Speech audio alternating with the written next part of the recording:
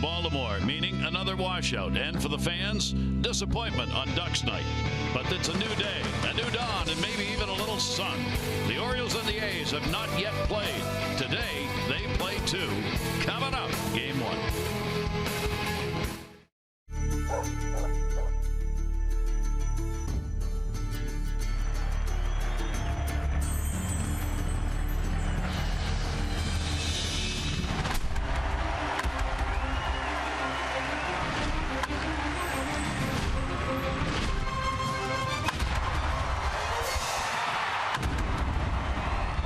It's the Orioles on Masson, and we welcome you to Birdland. The first doubleheader for the Orioles this season. Game one, the A's and the Orioles set to meet for the first time.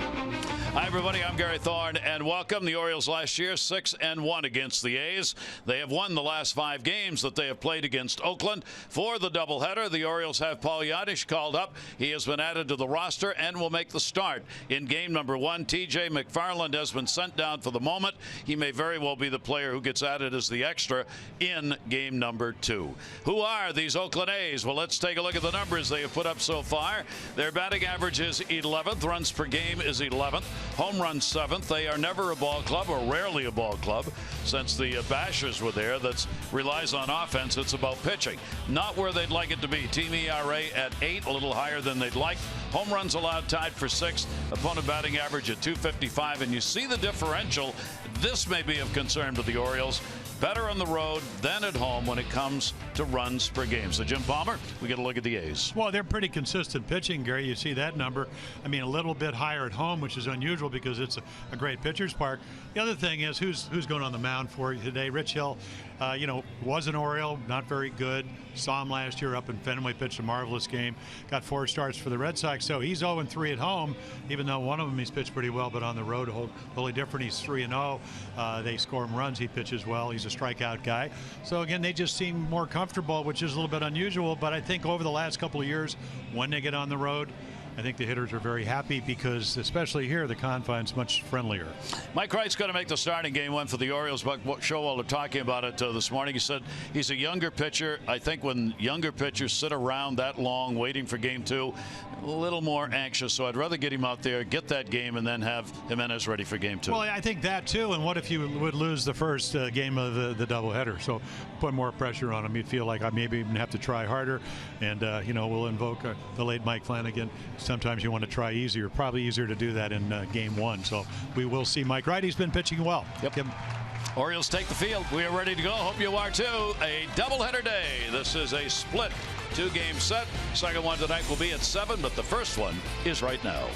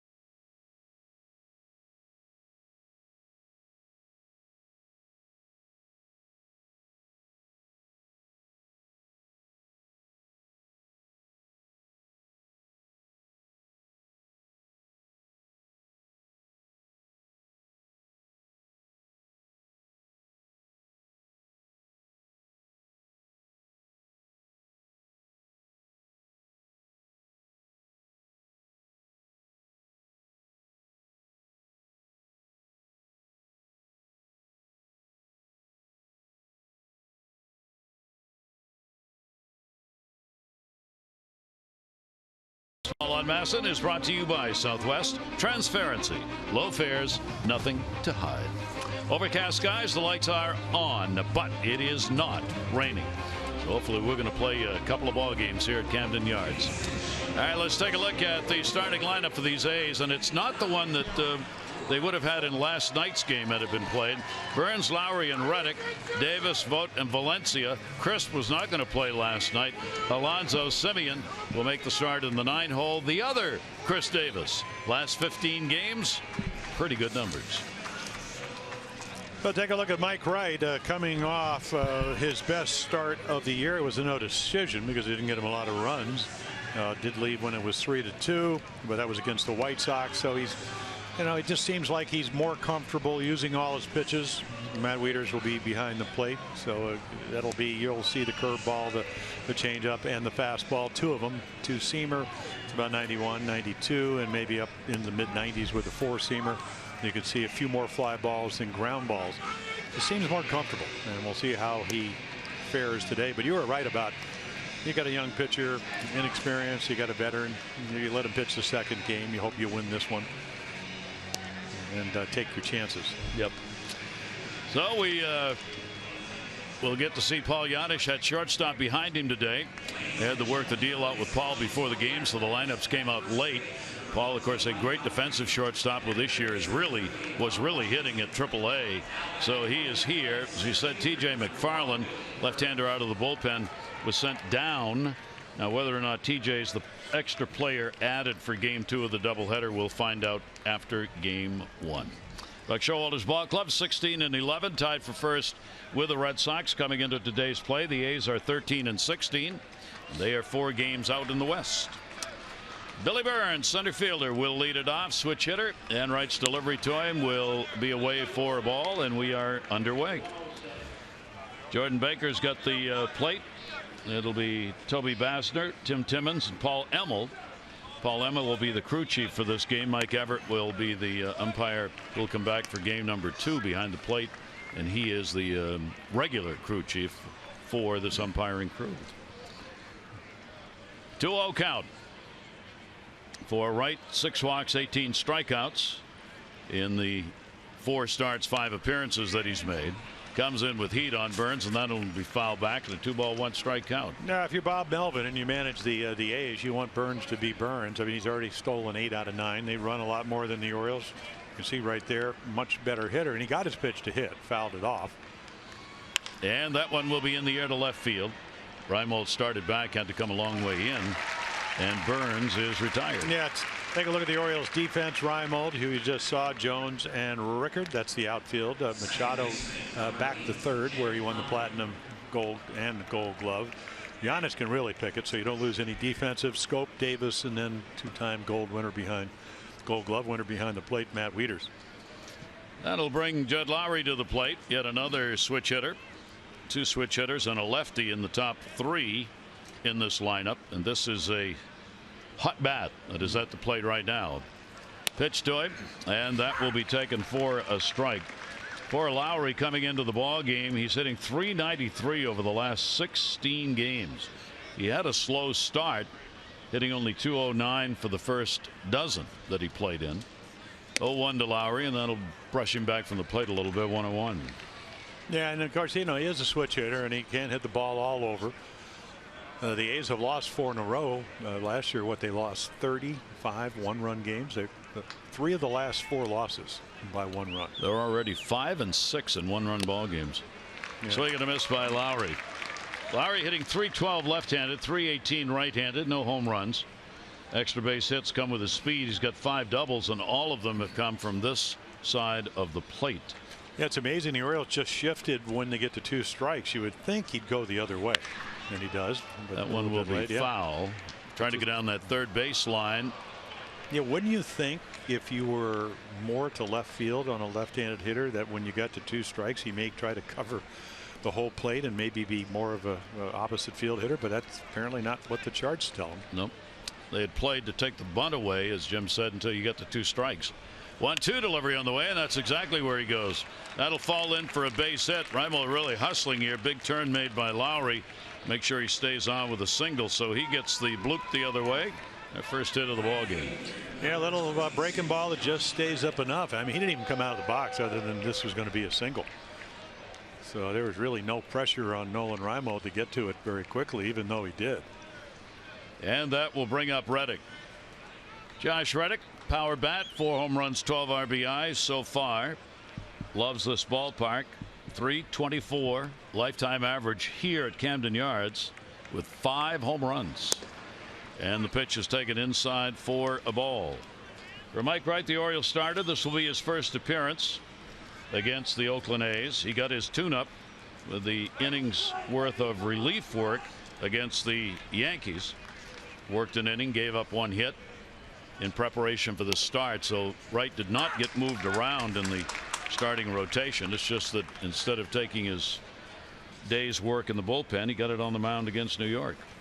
Otherwise, he has been the starter. 4 starts, 1 relief appearance this year.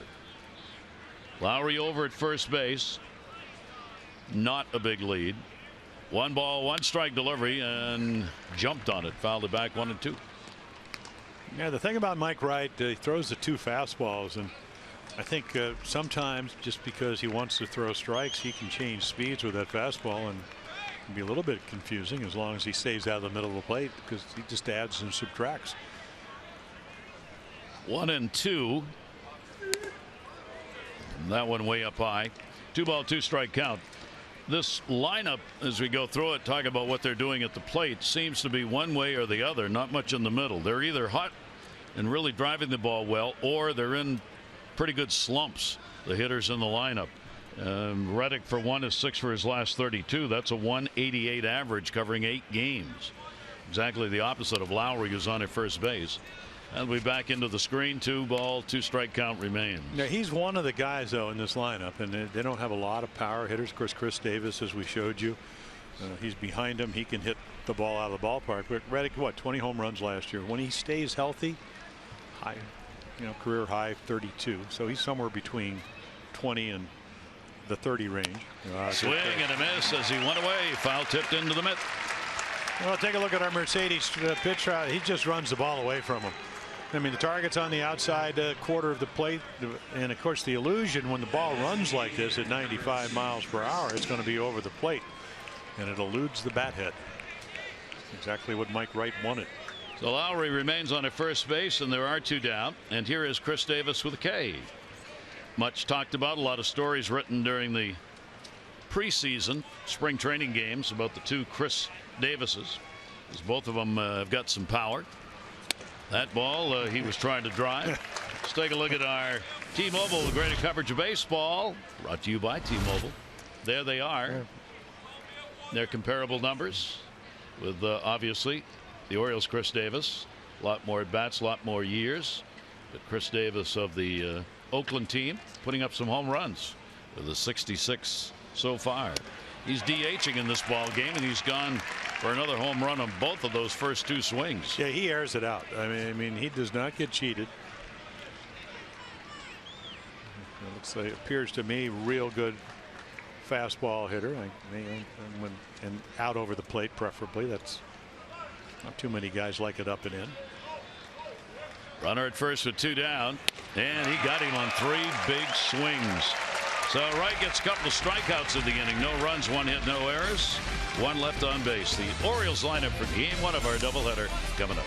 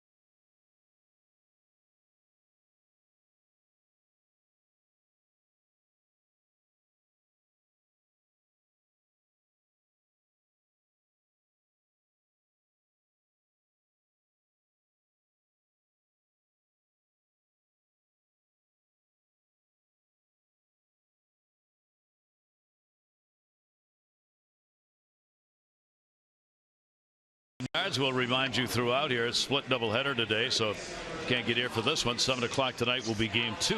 Take a look at the starting lineup brought to you by Southwest. Transparency, low fares, nothing to hide. Rickard, Machado, and Davis, Trumbo, Jones, and Wieters, REIMOLD, Scope, and Paul Yanish. Against the A's for the Orioles, Chris Davis. Good. Now take a look at Rich Hill, and boy, what a career he's had. I mean, it started with the Cubs. He's been around. He throws more curveballs than he does fastballs.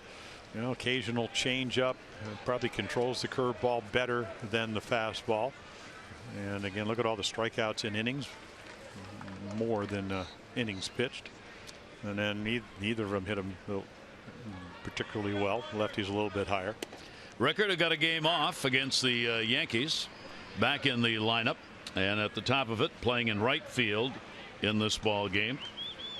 Left-hander's 0-1 delivery to him down to third base, and that'll be foul. Yeah, we saw, and what's today, Saturday, but we looked at. If you look at Rich Hill, this is then maybe Chris Sales, but not throwing it as hard. They both start on the left side, the third base side of the rubber. They both cross their body a little bit. They both hide the ball a little bit. They both have really good breaking balls. Veteran who is 36 years old. And at that, he's had 29 major league wins and 26 losses. He started out as a starter and then spent a long time, 119 appearances in relief over a 4-year period. And he starts with a strikeout. Yeah, and if you look at him at 36, Gary, he came into this season with only 500 major league innings. So again, you know, not a lot of toil on his arm, and so again, you know, a lot of jersey, and then make the perfect fastball pitch outside corner, freezing in Joey Rickard. So Rickard retired, a 1-0 record lifetime for Hill against the Orioles. 14 previous appearances. 1 down. Manny Machado back to the number 2 spot, and there's that off-speed curveball. Jim talking about how many he throws coming into the game. Hill has thrown 260 curveballs, more than any other pitcher in the major leagues. And and you just saw it there. It's a curveball that you think it's going to be away and it hits the top of the zone, or if it's in the zone like that one, there's his pitching coach Curt Young, it just dives down and in. 1-1 delivery, foul back. And there's the changeup, and you won't see too many of those. The hitters off the curveball, 206 against him coming into the game, and this is start number 7. He has worked 32 innings, given up fewer hits than innings pitched, always a good sign, and he's 6th in the league in strikeouts. 1-2 delivery, Manny Machado foul that one back, and you see he's got that 90-mile-an-hour fastball, which looks that much faster because of that 81, 82 mile an hour curveball. But it also, the curveball, it's so good, he doesn't know where it's going sometimes, and nor does the hitter. 1-2 delivery on the way, and that one's going to miss. Maybe a little in and a little low. You know, I saw Curt Young yesterday. I walked in and I said, so it's, you know, it's good to see, because Rich Hill's a terrific guy. You know, I got to know him a little bit when he was here, even though he really struggled. And Curt said he really scared us. I said, what do you mean he really scared? He said, well, his ERA was over 11 runs a game in spring training. 2-2 delivery on the way. Manny on that curveball gets to it down the line for the base hit. Chris will chase it down in the corner. Great bat control by Machado, able to wait long enough and still drive it for a 2-bagger. So again, I mean, this is Manny Machado. He's getting to be a little bit like when I faced Tony Oliva or Roberto Clemente, 2 terrific hitters.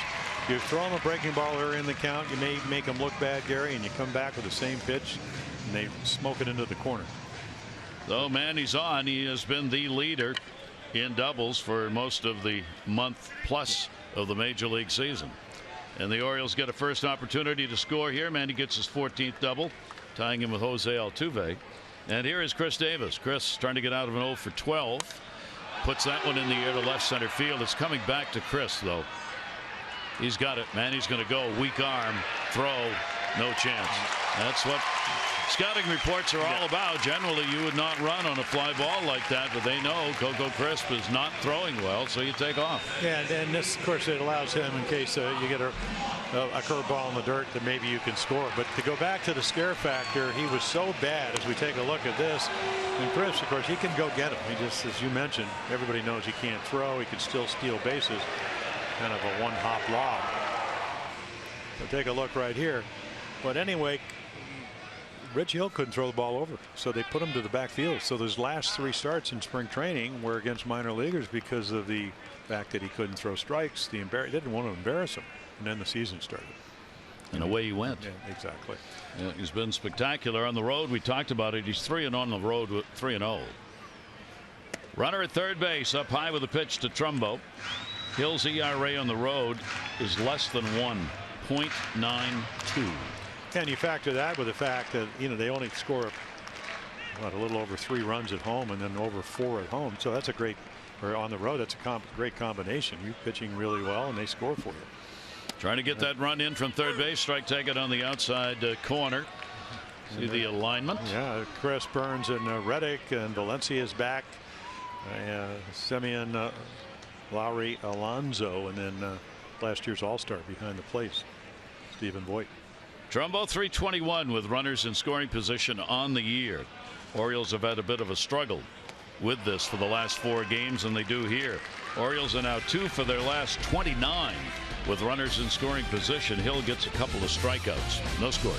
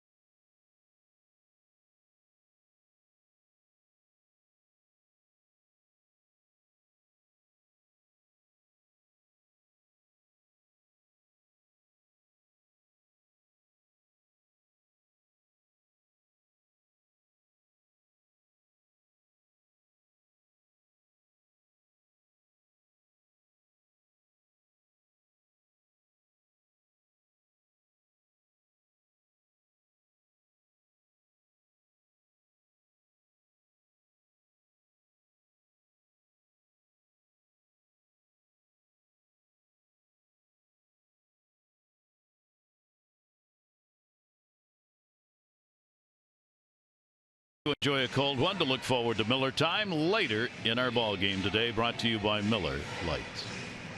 For the Orioles, their first doubleheader last year, they had 4. All of them played here at Camden Yards.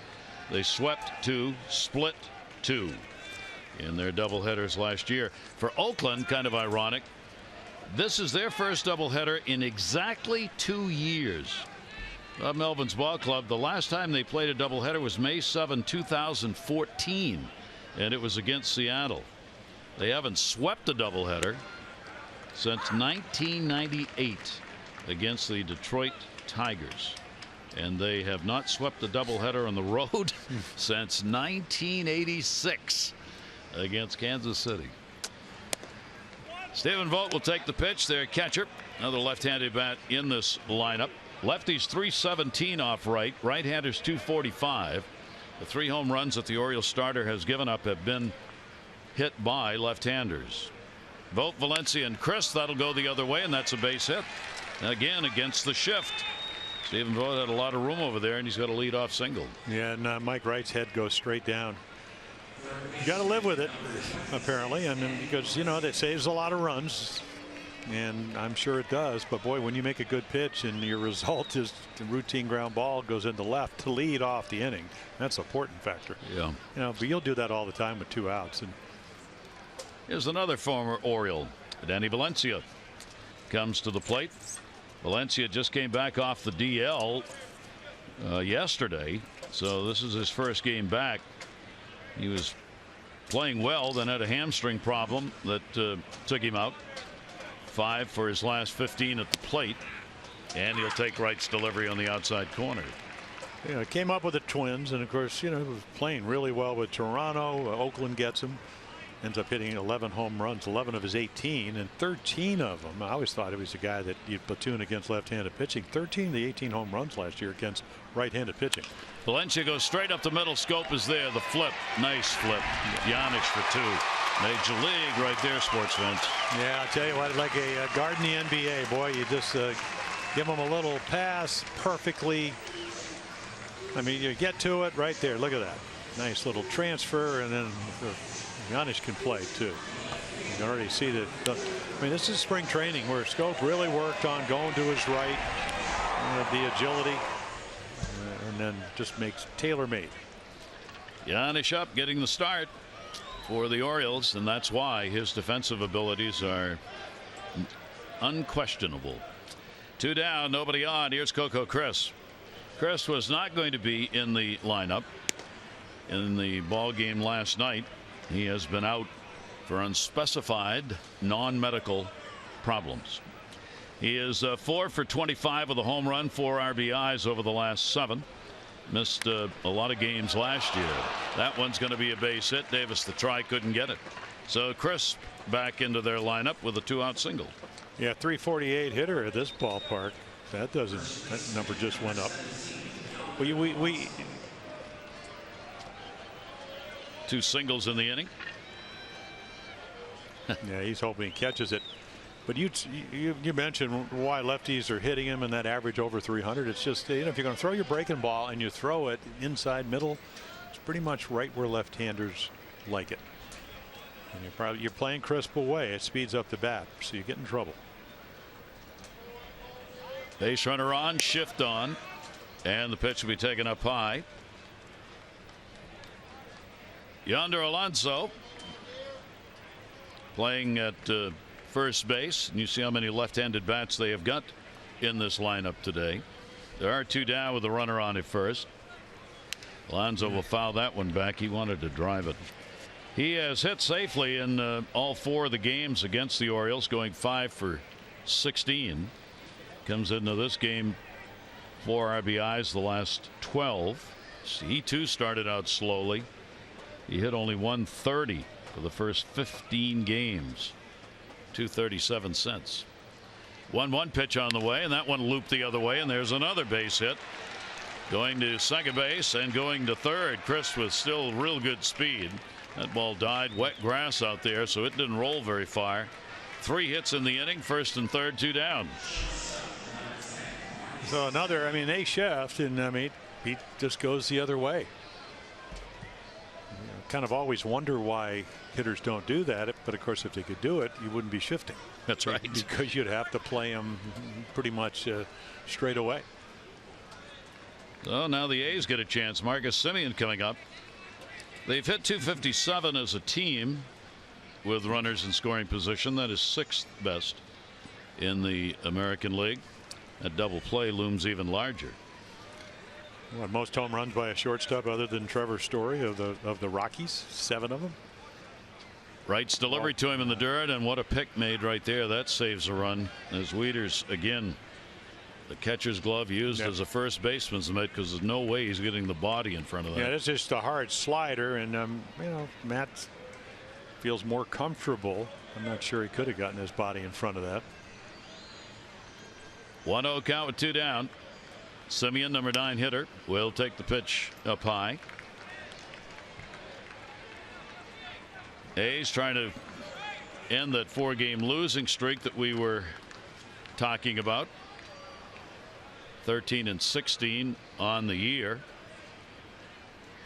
and a road trip on the East Coast. And they've had a couple of days off. They did not have a game prior to arriving in Baltimore. Had a day off. That's to the hole. That's a base hit. CHRIS will score, so a 2-out single, and Semien delivers the run, and the A's have a 1-0 lead.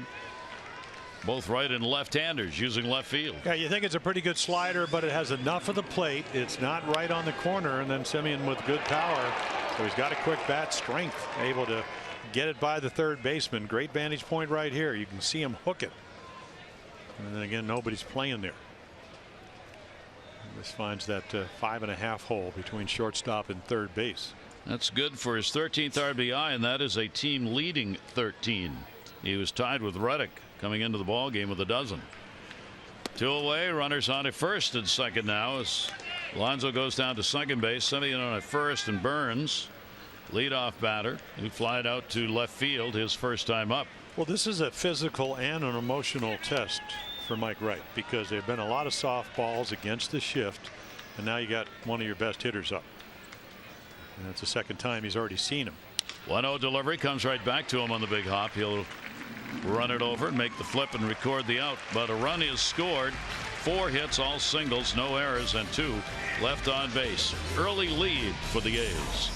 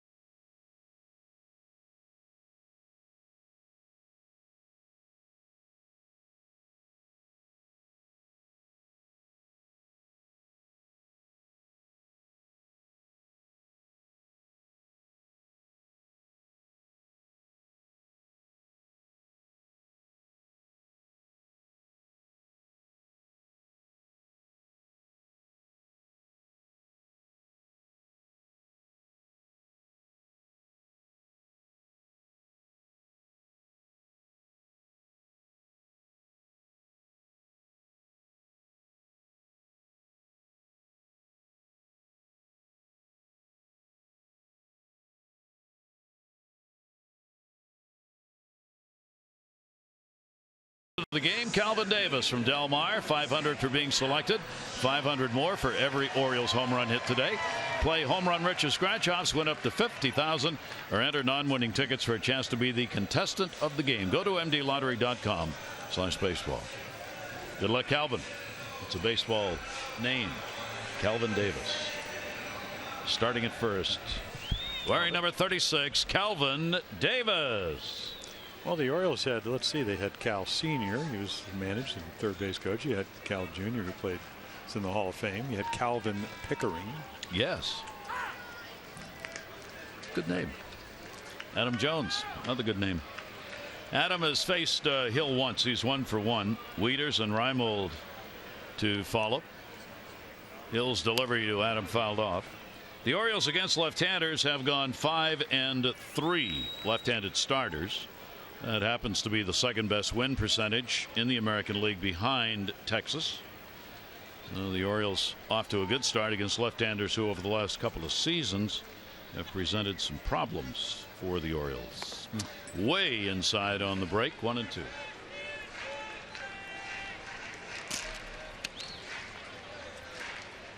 Adam trying to get the offense going. Numbers down. Good numbers against Oakland in his career.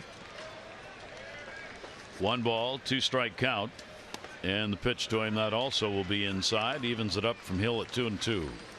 Yeah, he took that ball like he knew it was going to be inside. I mean, way on the way to the plate. So you think maybe Rich Hill will go to another area, even though Voigt's getting him to shake off. Way inside and up this time. Well, so Gary, you know, if you look, and we talked about Chris Sale, they both stand way on the third base, and that's, you know, if you looked out at home plate, it would be on the really the far left side, because it gives them an angle to the inside corner to a righty, and you could see him get in there with the best of them. 3-2 delivery. Ouch. Uh-oh. That's the foot that's got the protector on it. Yeah, big sweeping curveball, and you hit the top of it, and that got above the protector. So off the shin. Gee. You could wear full body armor and the ball would still find a way. Well, you're right. I mean, Jermaine Dye played for the Oakland A's, and he got one of those star fractures of, you know, his left leg, and it really changed his career. I mean, he came back and played, but just amazing the force that you can hit a ball down on your foot. We saw the J.J. Hardy, the broken bone. Yep. So he's out for nobody really knows exactly how long. 3-2 delivery by Hill again. That one he had to hold up on. Reddick. Tough to time these pitches, and Adam Jones is retired. Let's take a look at our Jeep Inside the Numbers on the A's starter. Well, that's what we were talking about. I mean, you know, he's pitched well at home. I mean, he lost, what, 2-1 in his last game. But on the road, I mean, he's something special. And doesn't walk as many. You know, and if you've ever been to Oakland, I don't know what they call it now, the OCO, whatever it is, the Coliseum. It is a pitcher's park. Yet this year, ERA much higher when he leaves. Go figure. Yeah, really hard. Matt Wieters 188 right-handed, 250 left-handed. He's had one home run, hit that from the left side of the plate. There's that breaking ball, little miss. A little double take by both Rich Hill and his catcher. Thought it might have caught the corner. Wieters only 8 at bats so far this month, 3 hits. 2-0 delivery to him. Matt again trying to wait on it, fouls it off. So that's we talked about over 50% curveball. That's 3 in a row. And he did, you know, you think it's a fastball count. It's not. I mean, it's just it's a count, and you don't know what's coming. And when he throws the fastball, as you said, Gary, 90, 91 miles per hour, and he can throw it away, he can throw it in, and maybe doesn't even know where it's going, but very effective. Tried to catch the inside corner with it. When he pitched for the Orioles, 14 games, 13 as a starter. That was in 2009. Did not have a record, but boy, did he have an ERA 9.5. Yeah, and he had 5 starts here at Camden Yards. Pitch swung on and missed as he went up the ladder a little bit. Well, that 88, because again hiding the ball, always kind of invokes Sid Fernandez, who pitched with the Mets, and here you just don't see it. So 88s, you can add another 5 to 7 miles per hour. Ball just jumps on you. Another full count. Pitch to Matt. Right to third. Valencia's got it. And there are 2 down here in the second inning. Well, still a few good spots left for tomorrow's special Mother's Day catch on the field. Don't miss your family's very special chance to be part of this adventure before the Oakland game at 1:35. Ticket packages include game tickets, on-field access for a session of catch. You can get information on it at Orioles.com/catch. Mom's Day tomorrow. Sending scurrying dads off to the store. Pitch is taken down low. 2 down, nobody on. Nolan REIMOLD up. REIMOLD's got a 4-game hit streak coming into the ball game. Getting the start against the left-hander. 1-0 pitch, breaking ball. Boy, you can see the bend on that as it gets close to the plate. And it is a true yacker. Well, it is. And how often do you see that? How many left-handers throw a curveball like Rich Hill? And I don't know if you can count them on one hand. You know, Kershaw's got it over there. What does he do in the National League? Yeah. Wins Cy Young Award wins. And so a very unusual pitcher. And there's another one. 1-1 delivery is going to miss inside. REIMOLD's 8 for 24 against lefties, 333. In fact, he has the exact same number against right-handers, 333. 1 home run off lefties and 2 off righties this year. A little bit of sunshine coming through. Lights are on here. REIMOLD, this time he goes away from him, and a 2-ball 2-strike count. Not only is he pitching with some movement on the ball, but he's also moving it around. Makes it even tougher. 57 degrees at game time today. There is no breeze right now, and he stayed out there and he got 3 strikeouts. Boy, just dominating here through a couple of innings. Retires the side in order.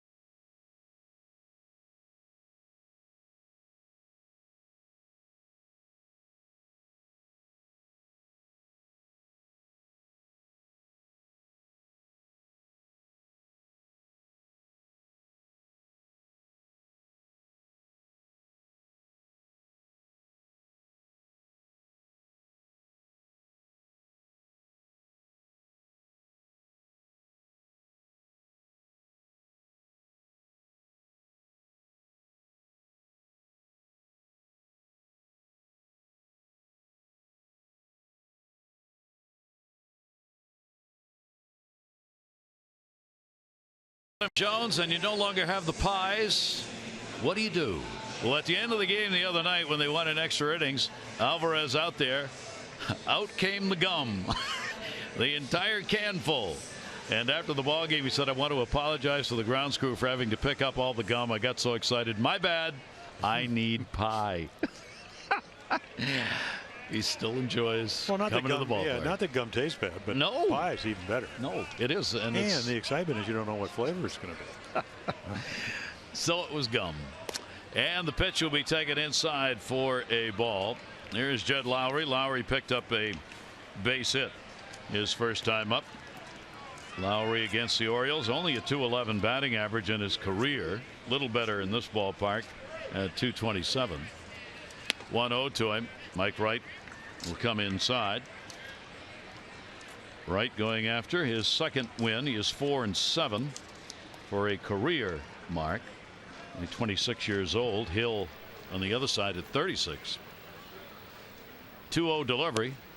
And that'll be a strike at the outside corner. Yeah, well, anytime when you're on the road, boy, I mean, you get to pitch second. You're the second guy out there, but you can put pressure just by putting zeros up. So Mike Wright knows he needs to have a shutdown inning. Needs to get their hottest hitter out leading off the inning, because you know what they want to do. I want to continue what they did last inning, which is running 4 hits. 3-1 strikeout, and you really don't want to give up those ever dangerous leadoff walks. 3-1 strikeout on Lowry. Reddick waiting on deck, middle of the order in the inning. That one will be fouled away for Mike Wright. The chance of a team scoring, and you get the leadoff man on base. We went back, took a look, because we talk about it so much. Is extremely high. Even a little higher than what I thought it was going to be. 3-2 pitch, and that one is fouled off. This is what we have talked about, Jim, so much, and why it's so important to get that leadoff batter. Well, when I pitch, they said you get the first guy out. It's usually year in and year out, 48 to 49%. So last year was a little higher than that. This year it's right around there. And you get the first guy out, it drops all the way to 15. Now, if anything's going to incentivize you to get the first guy out, that should be it. That would be one of them. 3-2 delivery, and that's going to be another base hit. Is there a magnet out there pulling the baseball to shallow left field? Another single to left. Leadoff man is on, so the chance of scoring in the inning for the A's, 50%. Well, it's right down the middle, and their approach is, I'm not going to try to do too much. And boy, this is like the 5th hit they've gotten this way already. They just fight it off, go the other way. When you get to 2 strikes, make contact, don't strike out. And maybe you'll be a little lucky or fortunate, however you want to term it, but that's the way it's been going. Yep. And it opens up holes now. Now Josh Reddick will stand in. A strikeout victim his first time up. 6 hits for the A's. He bunts. There was nobody there. Wright's got to do it himself and can't. It'll be an infield single. You talk about a ball game that's starting out as a singles affair with mush included. This is it. Well, they give him the bunt. I mean, how many home run guys can do this? I mean, this is a perfect bunt. Mike Wright's going to get to it. Makes a nice play just by faking and hoping that Lowry might come around second base and have a play, but he doesn't. Heads up baseball. You're struggling. You've lost 4 in a row. I mean, maybe they don't do this at home. Maybe this is why they're not scoring over 4 runs a game like they are on the road. And you think it would be just the opposite, because that ballpark's so big in Oakland that you'd play this kind of a game, but they're doing it here. And the other thing is you don't need a whole lot of runs when Rich Hill's pitching. All right, nobody out, 2 on. Davis, Chris Davis, every swing he's taken, the 3 he struck out on and the 1 he starts here, have all looked alike. Yeah, he's a little disappointed that he got a high slider and swung right through it. Big cuts. 0-1 on Davis. A 1-0 lead for the A's, and an opportunity to add to it here. Towering pop up to right. Well, not to right on the mound, but to right field. And the runners are going to go. Throw to third. Not in time, but close. Rickard with a nice throw. As Oakland's being extremely aggressive here on the base paths and at the plate. Well, if you hit the cutoff man, or if there is a cutoff man, I mean, Reddick, he tags up 2 at first. So the throw is just over the head of the cutoff man, or otherwise you get an out. Now, not only do you get the runner to third, which is obviously what they want to do with only one out, but by missing the cutoff man, you mound Reddick, no double play. I mean, go right down the list. Buck is holding it up while his video people take a look here on whether they want to challenge the safe call at third base. Buck still looking back here. The video people right down the steps as you head to the clubhouse. That was a close play. Rickard made a really nice throw, and Buck says no challenge. Yeah, the amazing thing was that, as Jim said, Reddick didn't even wait. I mean, he tagged up as soon as the ball was caught. He took off. Usually that runner at first base is not going to go. And you know the intention, you don't want to give yourself up, but I don't know if he anticipated. Maybe the scouting report said that, you know, Rickard doesn't hit the cutoff man, and he made a good throw, but it's just a shade high. Yep. So now 2 in scoring position, 1 down. Vogt picked up a base hit his first time up, and the pitch will be up high for a ball. So the A's now with 7 hits in the ball game, getting some people on base, and Vogt gets the opportunity with that 3 for 18 with runners in scoring position on the year. 1-0 delivery to him, and the right will be outside, and he will fall behind 2-0. Yeah, you almost put a young pitcher, and that's what Mike Wright is from an experience standpoint of thinking, okay, I got to strike this guy out. Well, it's not always easy to do. And by doing that, sometimes you end up getting behind people, make them better hitters, walk them. Then you start looking at big inning. 1 for 3 for the A's in these situations today. Came in and missed. And a 3-0 count. Valencia, Danny Valencia, right-handed bat, waiting on deck. 3-0 count, 1 away. See if Vogt will get a green light here or not with the 2 in scoring position. 3-0. He did. Drives it to center. Jones. Lowry will tag at third. Reddick will tag at second. Throw will come to third and a run in. So a sac fly on a 3-0 count. Vogt gets the RBI. Lowry scores, and the A's have a 2-0 lead. Yeah, veteran catcher. And, you know, he knows I'm not going to swing at a ball. Bob Melvin, his skipper, says pretty good hitting situation. They take advantage of it. They're trying to get a ball out of the infield. And Vogt will pick up RBI number 7. Runner stays at second. Reddick. And Danny Valencia coming up. Danny, first time, hit into a double play. Valencia with 2 away. Runner, of course, will be off on contact here, and a big secondary lead. And Valencia fouls it off outside of first and into the seats. Valencia getting the start at third base, where he will probably play quite a few games if he can just stay healthy on the season. Claimed off waivers by Oakland from Toronto last year. Hit .284, 11 homers, 37 RBIs with the A's. He did that in 47 games. Good production when he got to Oakland. Good pitch by Wright, sweeping the outside corner with it 0-2. Yeah, he was, I guess, expendable up in Toronto, where he got a great start because of Colabello had a terrific year and had other people. So, but he's been around. You know, helped the Orioles because he was a good pinch hitter, you know, pretty good defensive player. An 0-2 delivery and almost didn't nick the elbow though. A ball and 2 strikes on Danny, who just got out of the way. Yeah, barely. Thought it hit him. Certainly opens up the outside corner if you can make the pitch. 1 ball, 2 strike count. Wright having to throw a lot of pitches through 3. 1-2 delivery on the way to Danny, and that's way outside. Followed through almost. Came around in a circle. Well, what happens, and you know, I know I did it when I was young, is that, you know, when you get a little more experience, there's the outside corner lane and the inside corner lane. That's where you try to live.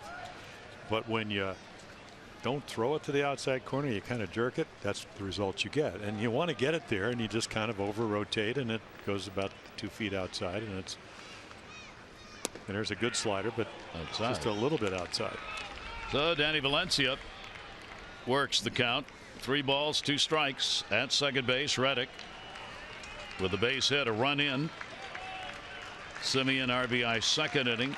Vogt RBI here in the third. 3-2 pitch to him. Valencia rolls it down the line. And Wieters makes sure because it started coming back into fair territory. Yeah, hit the foul grass and kicked back towards the line, and Matt said not going to have anything of that. I think it's one of those days, at least to this point, Gary, where you make the good pitches. I mean, that was a perfect slider, and he's able to foul it off. If it stayed fair, it would have been an infield hit. And they haven't hit the ball real hard, but they've placed it quite well around Camden Yards today. Going to have a hole in left field where they have looped. And you're kind of wondering if maybe that's just the approach. Yep. They don't really have a lot. They have guys that get home runs, but they don't have home run hitters, if you know what I'm saying. I mean, the Orioles have home run hitters. They don't walk either. Yeah. They tend to put the ball in play. 3-2 count again, and a foul tip into the mid, held on to. Wright will get his third strikeout and end the inning. But a run in on 2 hits, no errors, and a base runner left on. The A's have a 2-0 lead.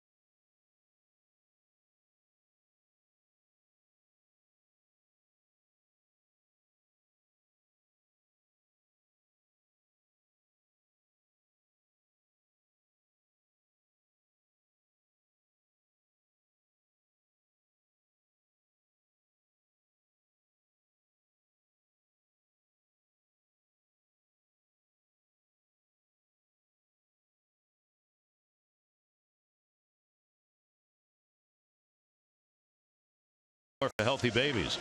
Orioles 82 walks, $4,100. CareFirst Blue Cross Blue Shield encourages each of us to take that first step towards a healthier and more active lifestyle.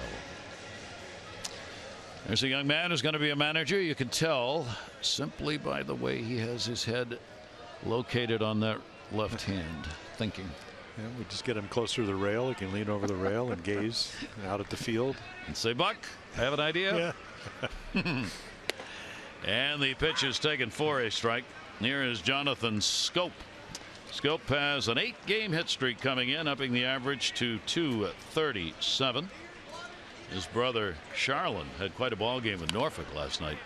Charlin had 2 homers, drove in 4 runs, as Norfolk had a great comeback. They were trailing in the 7th, 7-1.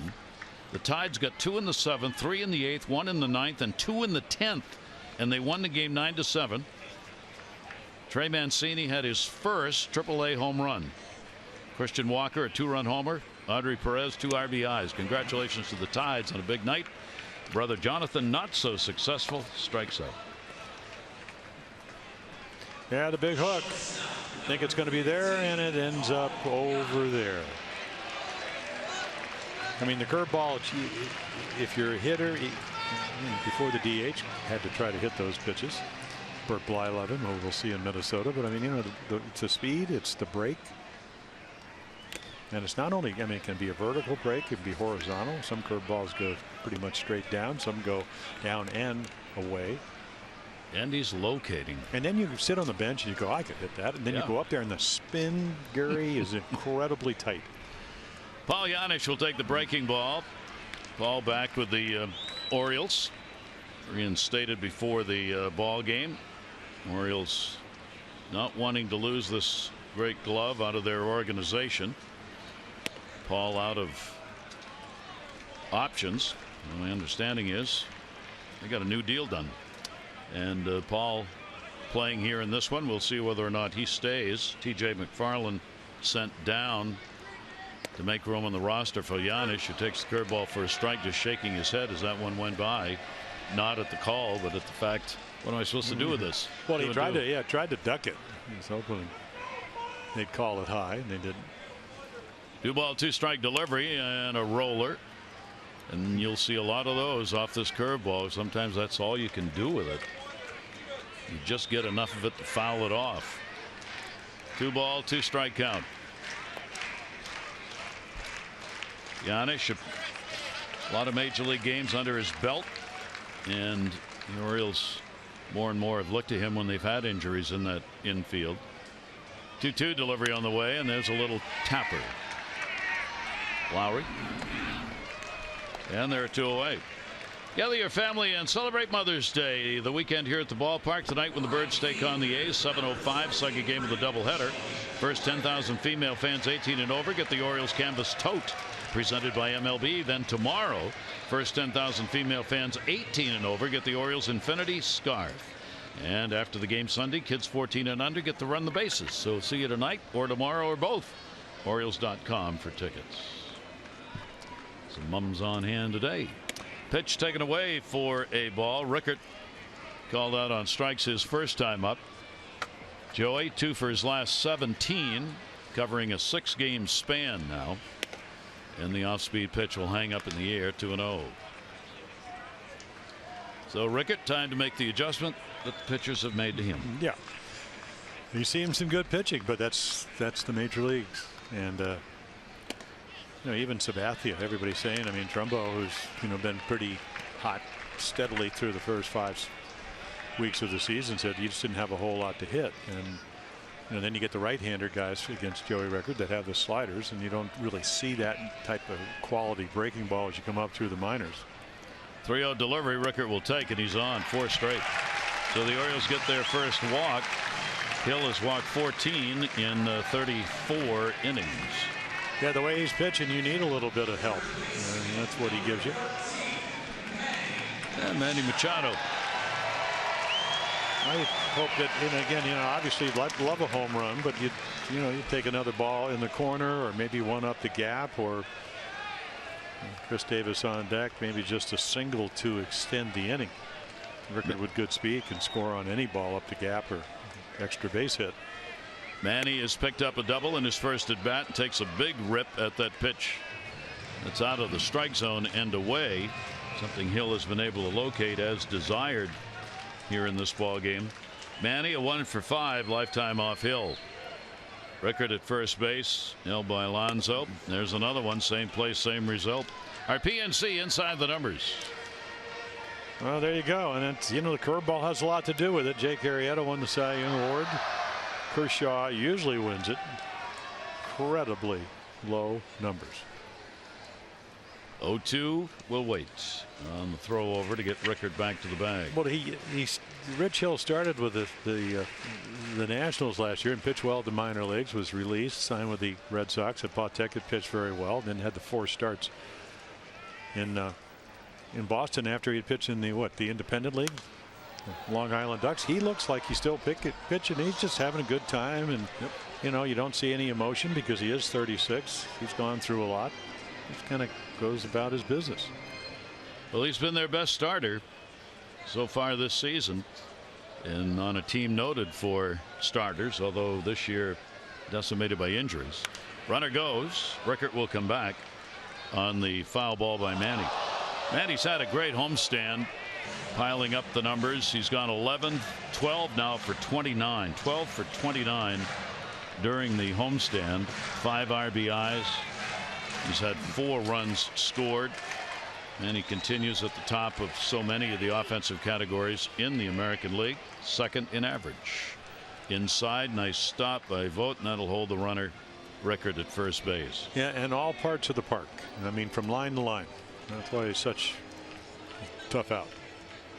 He still leads hitters in their home ballparks in the American League, hitting .426. Rickard ranks third at .365 in his home ballpark. He's over there at first base with the walk. 1-2. 2-0 lead for the A's. Again, that throw over. How good is Manny? We'll take a look. With Edwin Starr's lead, WAR, what is it good for? It's good enough for Manny at 1.8. There's Altuve, Zimmerman, Chris Sale, and Mike Trout. In our Major League notebook, the WAR numbers. Average above replacement for players, what they bring to the team positively. Well, Rich Hill's last start was against Houston, and he would pitch very well but lose 2-1. His first pitch of the game, guess who hit it out of the ball? Jose Altuve. He took a high curve ball, and this was in Oakland. I mean, he hit it over the 388. That's where Josh Willingham said you have to be a man to hit it out of there. And I mean, he hit it up into the second level. Runner goes again. This one in the air to right field. Long run. Reddick was way back. Reddick will get in there and put it away. No runs, no hits, no errors, and one left on base. We completed 3. Game 1 of our doubleheader. Don't forget Game 2 tonight, 7 o'clock.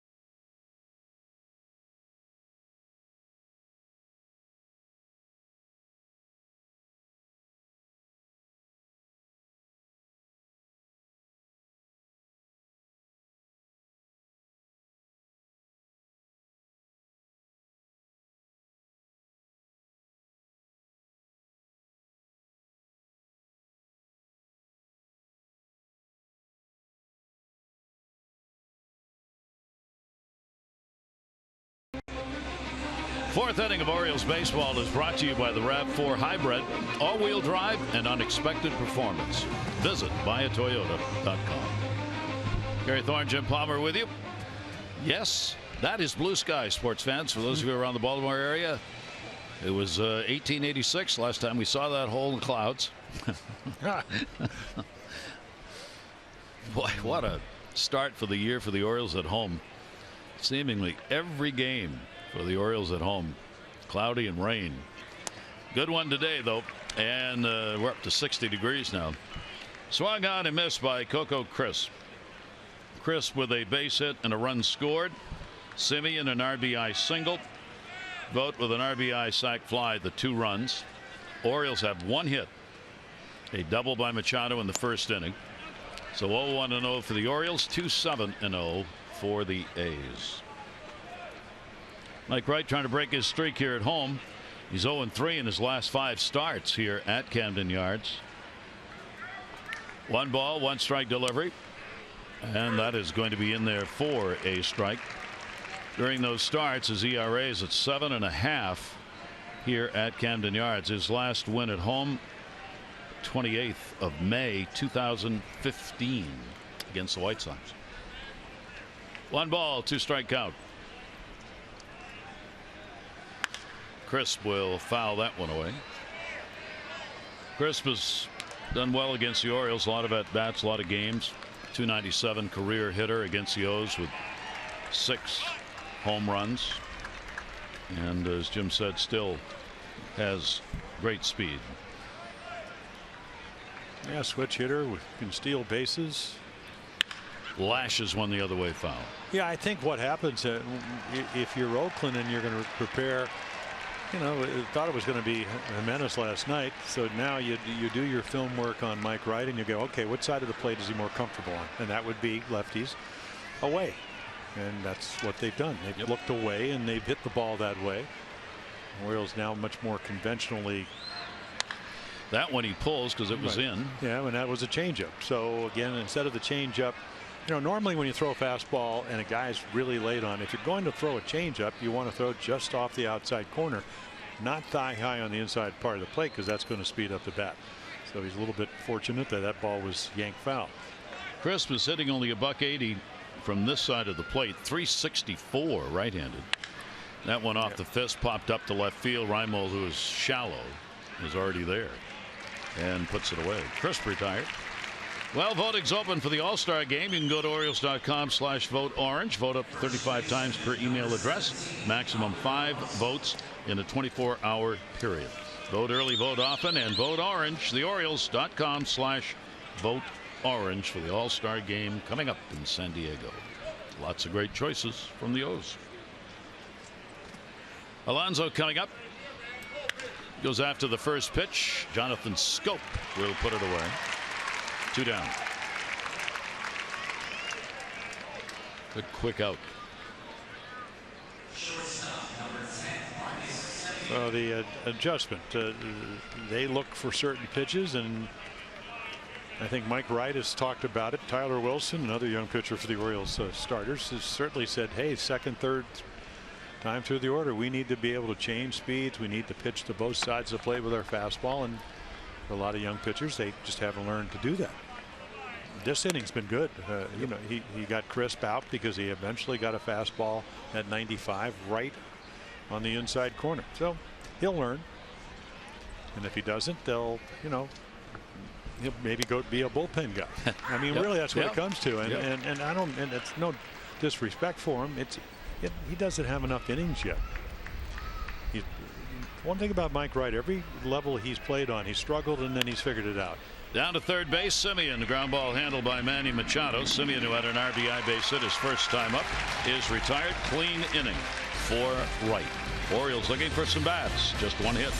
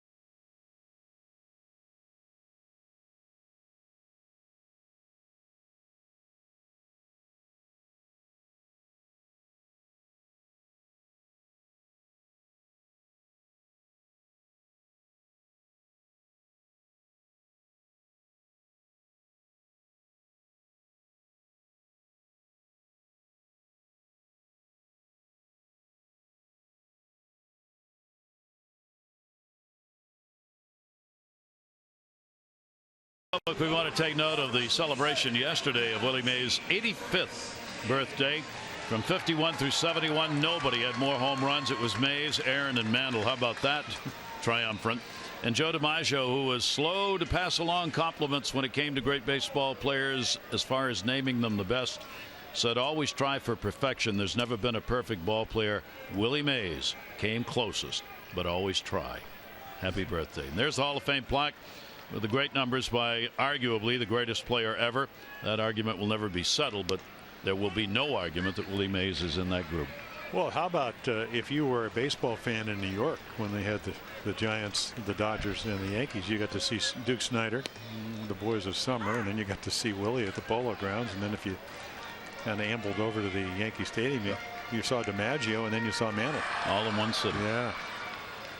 Chris Davis trying to wait on it, but it's so hard. To left field, COCO will put it away. Davis has flied out to left twice and one away. Bottom half of the fourth inning. Let's take a look at our PNC minor league report. PNC for the achiever in you. Well, last year, I mean, glowing numbers. So they starts at the AA buoy and then they move them up. So again, you know, learning at another level. You know, quick swing, power. I mean, well, I just talked to a lot of the advanced scouts. They really liked Ray Mancini. They think he's got a good idea of the strike zone, quality at bats, and that's what you look for young players. Trumbo out in front. Fouls that one away. Mark, a strikeout victim, first time up, and he is the designated hitter here in this ball game. Red Sox Yankees playing tied at 1. They're in the fourth of their ball game. The Yankees trying to avoid their worst 28-game start since 1966. Ellsbury's out of the ball game today. Right hip injury last night, not starting in the ball game today after the big blow up last night by Ortiz and Farrell. On a called strike on Ortiz, they didn't like it. It got pretty rugged. Yep. Breaking ball away. Well, 2-1. Yeah, the first one. It was so far outside. I'm surprised Brian McCann even caught it. I mean, he didn't. I mean, it was just like he swatted at it, and Ron Pope called it a strike, and then called him out on probably a much closer pitch. And well, David actually gave him a couple of words and went in, and then came flying out. And yeah, a lot of drama in the Bronx. Referred to as the Ortiz meltdown in the press today. Well, he had that here when he destroyed the phone. What, 4 or 5 years ago? Well, that's then on his final appearance here, that's what they should do at Camden Yards. Give him a phone. Give him that one. Pitch is taken inside. Trumbo, the good eye on that one. Orioles get their second free pass of the game. All right, Mile One, taking a look at the upcoming schedule. Mile One Automotive offering you 20 convenient locations throughout the Baltimore area. Visit them in store or online at mile1.com. Game 2 of the doubleheader coming up tonight. And then tomorrow, the conclusion of this series with the afternoon game. It's at 1:30. 1 o'clock goes extra. Chris Tillman, Kendall Graveman will be the starting pitchers in that one. All goes well. Adam Jones flied out to right field his first time up. Runner at first, one down. Yeah, just amazing that you sit on a curveball, and not only did he throw the fastball, you kind of mentioned it earlier, he throws it perfectly. High on the inside corner, and they're coming in again. And that one foul back. He missed his spot, but he's still, because of the deception, able to get Adam Jones to be a little late on it. Adam has had a couple of hits now in his last 16 at bats, looking for his first extra base hit here in the merry month of May. Trumbo on at first base. Infield at double play depth. 0-2 the count. Hill's breaking ball is going to miss inside. And that will bring Vogt out to the mound to talk to his battery mate. Well, I think what he's going to say is, don't worry about Mark Trumbo. I mean, it took a long time. I mean, held his in the stretch position, and he's got a 2-0 lead. You got a home run capability at home plate. You have a guy at first that's not going to be stealing a base. Let's concentrate more on the guy that we need to get out. Adam hitting 160 against the left-handers so far. There's that off-speed delivery again down the line. Another long run. Reddick will get over there. It'll take a hop though in the seats. So just a long foul ball. Adam hit 261 off left-handers last year. So you got to believe that number he's got right now is going to be significantly raised if true to form.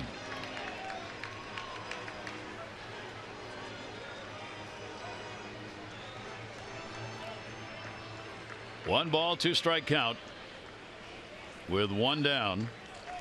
Trumbo held at first, and that one is right at Reddick. Didn't have to run far for that one. 2 down.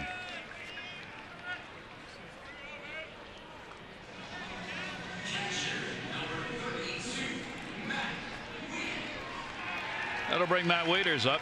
Matt lined out to third base his first time up.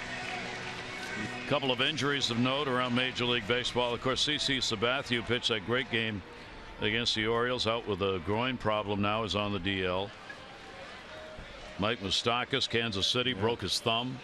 He's on the DL with the Royals. That's a big loss for them. Pitch taken down low for a ball. And this Oakland team has just been surrounded by injuries over the first 5 weeks of the season. 214 disabled list days already. Wow, that's a lot. Yep. Runner off first. Pitch will be taken inside. Hill up to 66. There they are. Yeah, they say Henderson Alvarez will be back maybe in 10 days, and then Bassett had to have Tommy John. DeBrant, of course, we've seen him. Old speedster, so he's out. It's a lot of big names. Yeah, it really is. I mean, Jared Parker's just had a tough 2 or 3 years with Tommy John, and then broken elbow and all that. Hopefully he'll be able to pitch at some point in his career. 2 ball 1 strike count. Hill so far has come to the rescue in the pitching department. Wow. 2-2. It'll get you talking to yourself as a hitter. Well, he's established in 4 innings that he'll throw the curveball at any time. 2-1. You might look for a fastball. If you do, you're going to wave at that. And he hasn't thrown, that I can recollect, a bad curveball yet. Hadn't hung one yet. Hadn't thrown a fastball in the middle of the plate. 2-2 count.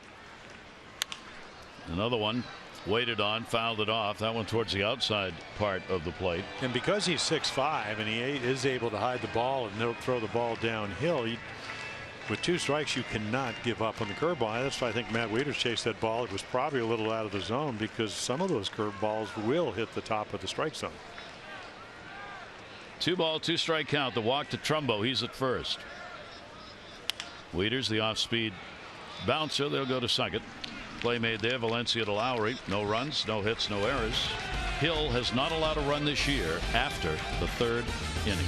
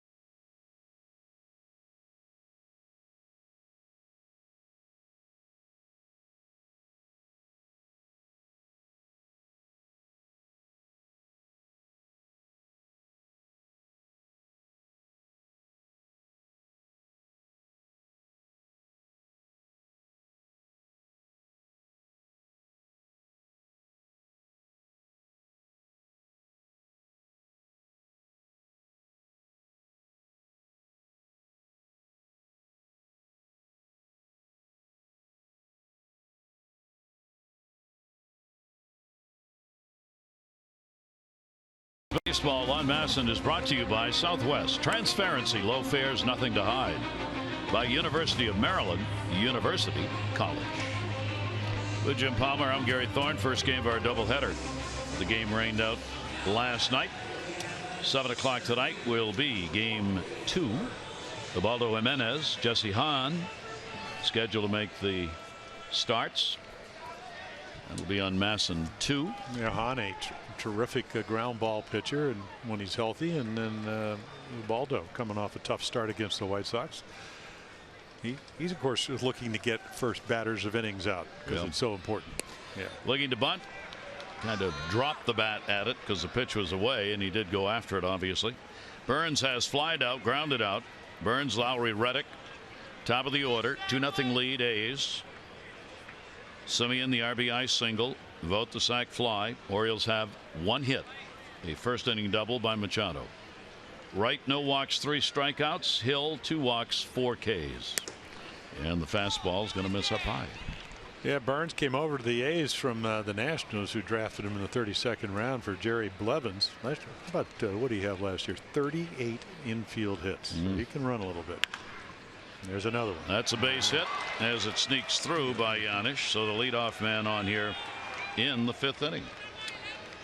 Masson hooked up a loyal mobile subscriber with a meet and greet with Buck Showalter this week. And are you going to be the next winner? Text Orioles 29292 for in-game alerts and opportunities to win signed prizes. That's Orioles to 29292. Well, there's another hit it where they pitch it. I mean, fastball away and they go the other way. It's amazing. And not only do they do it, they find the holes. Or I think we've had more hits to left field than we've had combined in all other games here at Camden Yards this year. Jed Lowry now with Burns on at first base. Burns 8 out of 9 stealing bases. 17 out of 22 stealing bases for the A's on the year. Wieters has thrown out 2 of 5. Wright's pitch will be taken at the knees for a strike. Oakland is 7th in the league in stolen bases. Red Sox are 1st. And the O's at the bottom. Last. Yeah. Well, they just don't run. Not part of the Orioles game. Lowry 2 hits, 2 singles. Down the line and over towards the seats and just foul. Well, if I was pitching, I was talking to Vince Bagley, who was going to turn 89, a long-time television sportscaster here. And anyway, I was just telling him if Earl Weaver had put the shifts on they put on now, I probably would have just stood on the mound and said, come out here because you need to pitch because I don't want to do this because I thought you did that anyway. Well, I kind of did, but so the relationship would have been even stormier. Well, right. I mean, can you imagine him have to come out and say, are you going to throw the ball? I said, yeah, when you move the guys back to where I think they're going to hit them. But you know, I always thought and I think that's what they're trying to do now is if you take this big field but kind of concise it by putting on shifts. Yeah. But if they don't hit it where you're pitching it, leaders, nope. And that seems to be the case today. Yep. Well, for veteran pitchers, Jim, I mean, I've heard the veteran pitchers who, will do it as you would have. If they feel as though the shift is wrong, they have the option of turning around and saying, move over. But it gets so complicated because not only do you have shifts on players, you have shifts during the players at bat. Yeah, we saw that earlier on. Shifting with 2 strikes when you would think they'd be more apt to use the whole field. 2-ball, 2-strike delivery on the way and a little roller. Davis will take that one to the bag, and Lowry will get the runner moved up. That is going to be retired with Reddick coming up. Maryland Live Casino inside the numbers. Josh Reddick. Well, he loves it here. Yeah, and we saw this first when he came up. He came up with the Red Sox. He was a high energy guy, real good defensive outfielder. He's won a Gold Glove, and so those are the guys that, of course, Hamilton hit 4 home runs here. I think he likes Camden Yards, so that would help the slugging percentage. And how about JC or Aaron Sebia? Maybe that's why the Orioles try to have him catch here. It matters how you hit in this. I hit in your own in a ballpark. And continuing that in our Major League Notebook, Josh Reddick said coming into this series, that's always been a place, Camden Yards, that gets my confidence level up. I do have a good feeling there. The ball carries well. 2 of my 3 opposite field home runs are there. From the San Francisco Chronicle referring to this ballpark. And he is a free agent next year. 0-1 delivery on the way, and the pitch will be taken up high, and a 1-ball 1-strike count. Runner at second base, 1 down, 2-0 lead for the A's here in the 4th inning, in the 5th inning rather, as they try and add to it. The A's 1 for 4 with runners in scoring position. 1-1 delivery. Looped off the handle foul. Yeah, collectively coming in, I mean, their numbers a little bit higher than the league average at 257 as a team. The Yankees were what, 201? Tells you how they're struggling. Yeah. Not good. 1 ball, 2 strike count. Only 1 away, infield back. And the pitch will be taken by Reddick. He has singled and struck out in the ball game. Reddick has, he was talking about the home runs he's hit. He's had 8 total against the Orioles in his career, with 5 of those coming here at Camden Yards.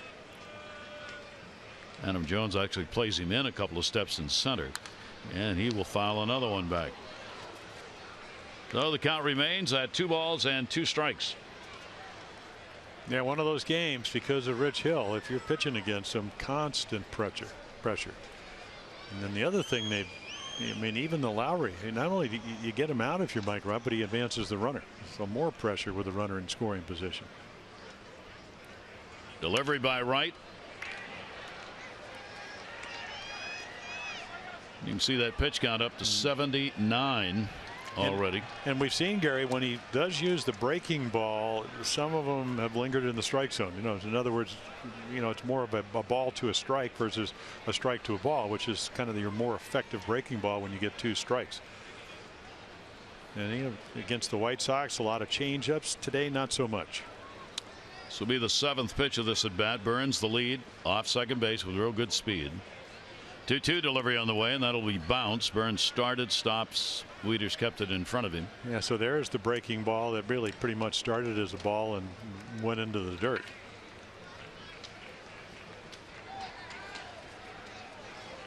A's trying to start a long road trip successfully. They got 9 games on the East Coast. Boston, Tampa Bay to follow this 3-game set against the Orioles. They are 8-5 on the road, 5-11 at home. In the air to center. Jones was shallow. That one's going to go over his head, and that'll bounce off the base of the wall. Here comes Burns. He'll come in and score easily. RBI double for Reddick, and a 3-0 lead for Oakland. Yeah, finally gets a ball that he can drive. I mean, it's pretty much a fastball down. Always been a good fastball hitter, and he just smokes it. No way Adam can. I mean, it's almost going to short hop the fence. We'll take a look. Tried to get it to the outside corner. Not a horrible pitch, but gets his arms extended. So the 2 leading RBI producers have RBIs in this game. For Oakland, Reddick gets his 13th. Semien has had his 13th. And Vogt has the other RBI coming off a sac fly. And a 3-0 lead and 9 hits off Wright. Chris Davis coming up. He has struck out and flied out. 4-game hit streak coming in. Takes the pitch for a strike. He's 5 for his last 19. He has had home runs, 3 of them in the last 3 games, 6 homers in his last 14 ball games. But Showalter looking out at his starter, as Wright having his problems with his A's team. 0-1 pitch reached, fouls it off, one-handed swing as the ball went away.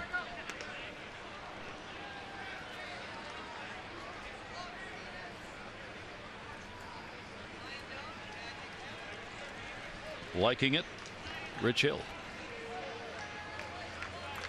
Starter for the A's, taking his time on the bench while his club put some runs in. Here's the 0-2 delivery, reached for, down to third. Manny will hold the runner, makes the toss.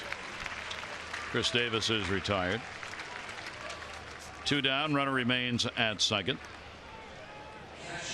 And Vogt will get a chance for his second RBI of the ball game. He's had 6 RBIs over his last 17 games now. Vogt named to the All-Star team last year.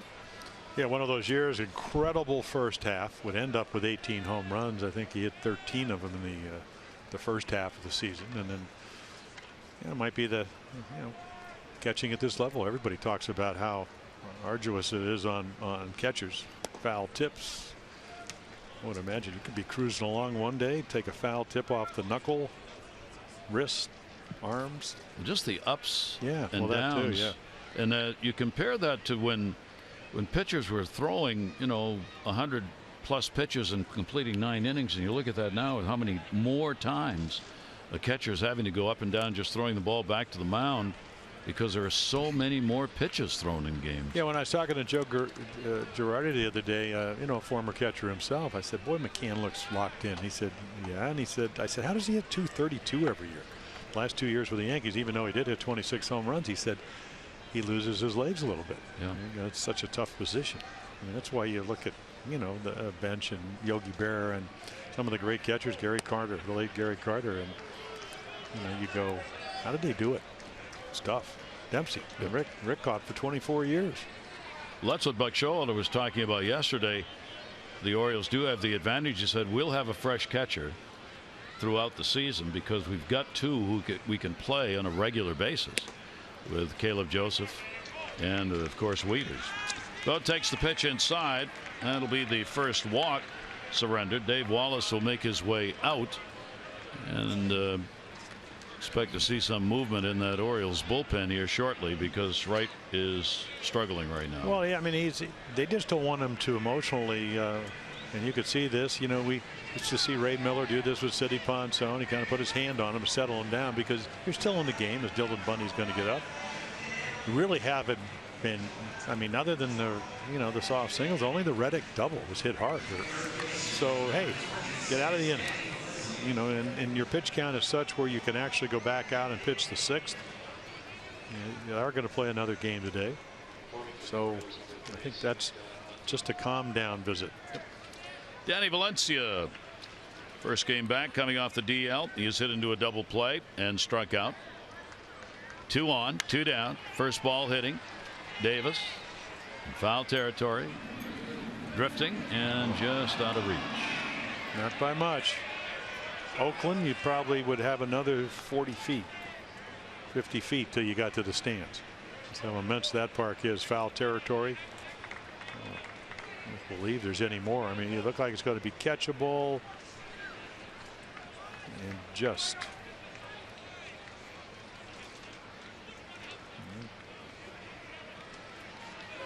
not quite. Trying to find the ball and figure out where the wall was at the same time. Valencia, before he got injured, he was starting at third 14 out of the first 15 games the A's had. Now he's back there. Center field, Jones. Adams there, and he puts it away. So a run in, couple of hits, no errors, 2 are left on base. A's continue to put them on one at a time and lead 3-0.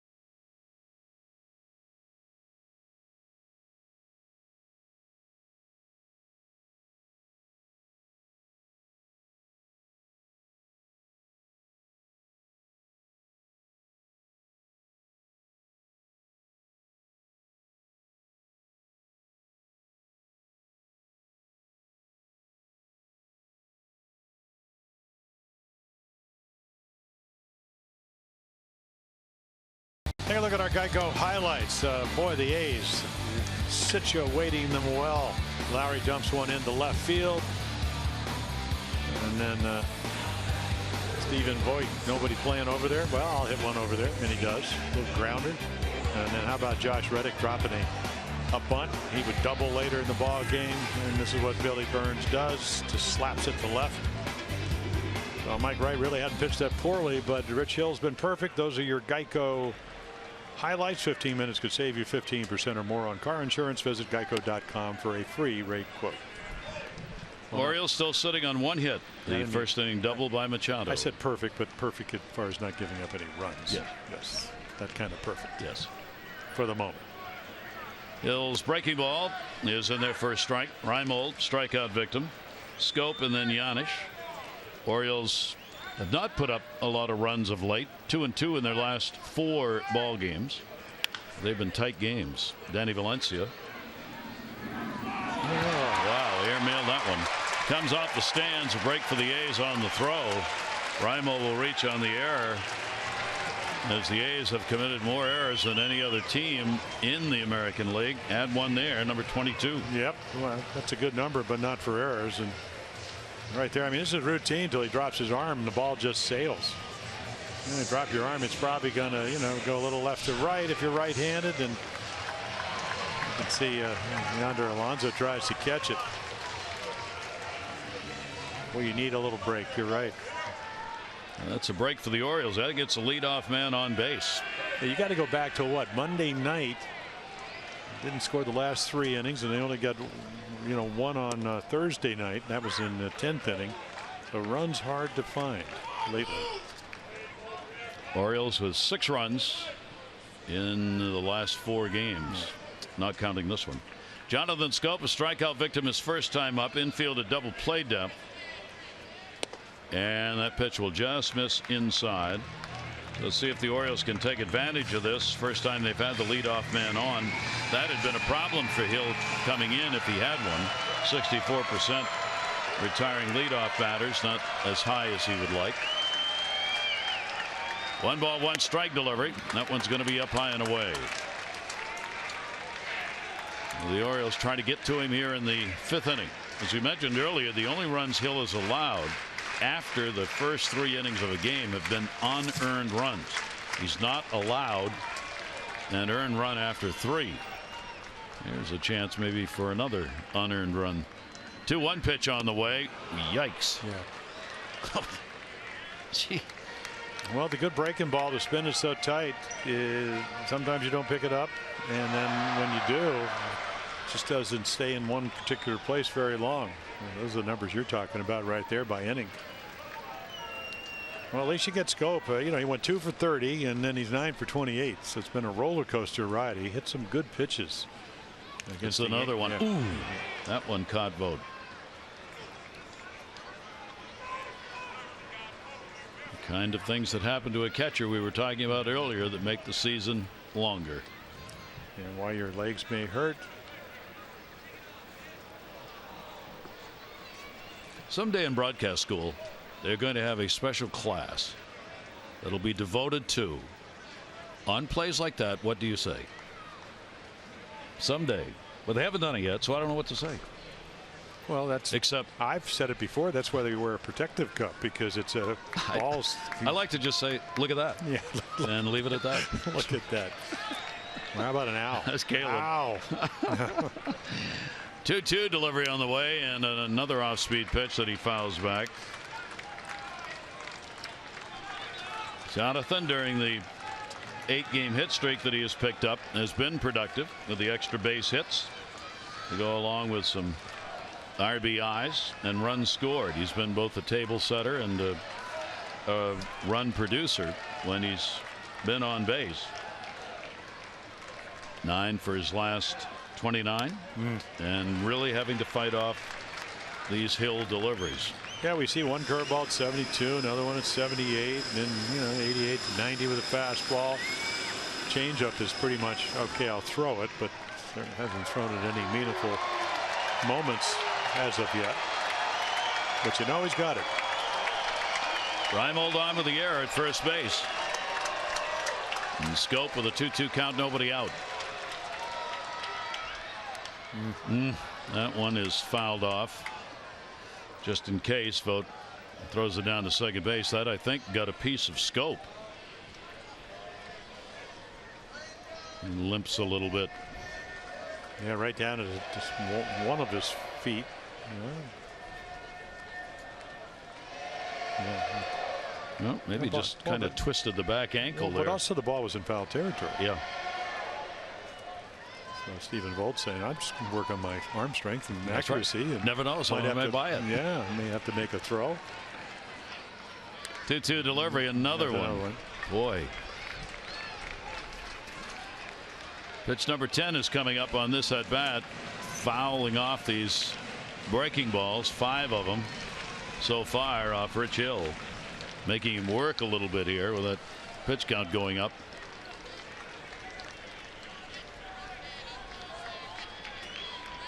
REIMOLD, not a big lead at first. Alonso holding him close.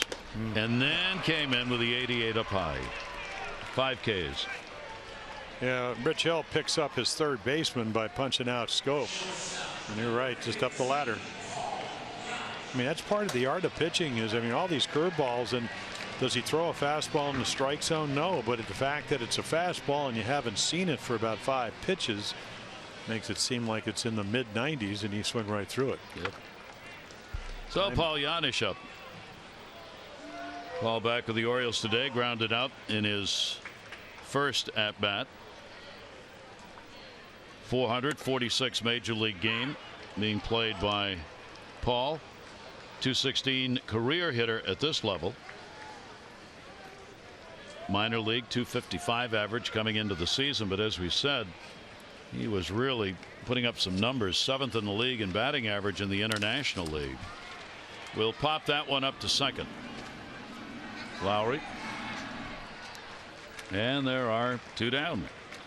Take a look at our American League leaderboard. It's brought to you by Coons.com. Over 2 million vehicles sold and counting.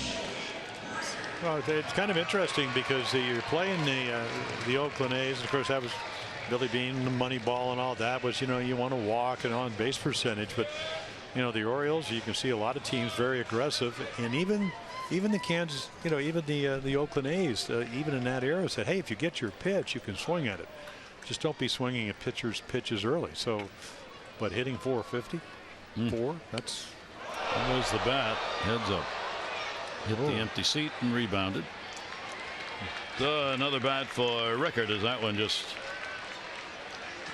had the whirly bird going, unfortunately, towards empty seats. And then 3 guys glomped on it. Jeez.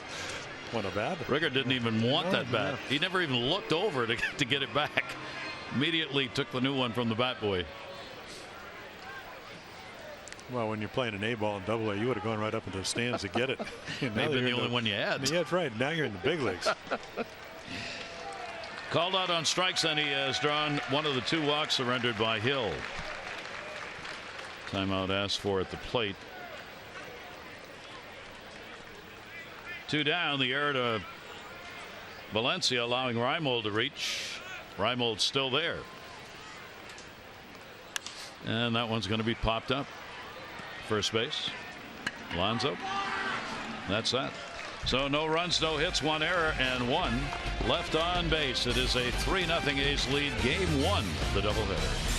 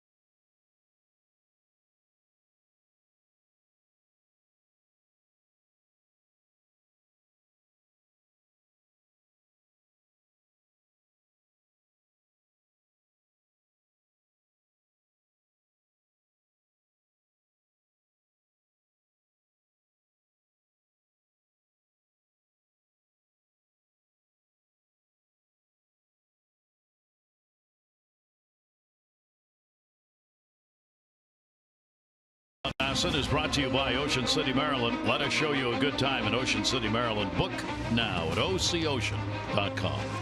And by PNC Bank, for the achiever in you. 7 o'clock, second game of our doubleheader tonight. A's have the 3-0 lead in this one. The ball to Jimenez. Jesse Hahn, scheduled pitchers for the second game tonight. Mike Wright, a walk and 3 strikeouts so far. 3 runs, 9 hits off him. While Hill is shutting out the Orioles on 1 hit. Wright's delivery. That will be taken for a strike. Crisp. The base hit, a run scored, and he is flied out. Yeah, they came in with the second lowest on base percentage. Only the Phillies in Major League Baseball as far as getting on base. You never know it today, the way their approach has been. I mean, they're not walking a lot, but Mike Wright's been around the plate. It's one of those games where, and I've been out there, you're into the 6th inning, you're thinking pitching a horrible game. It's really not that bad. It's just that your team hasn't been able to muster any offense against Rich Hill. 0-2 count on Crisp. Another roller. Manny Machado's got to barehand it with crisp speed. Not going to get him. Ball will roll away. Crisp will stay. That'll be an infield hit. So another one. Coco Crisp 2 for 3 in the ball game.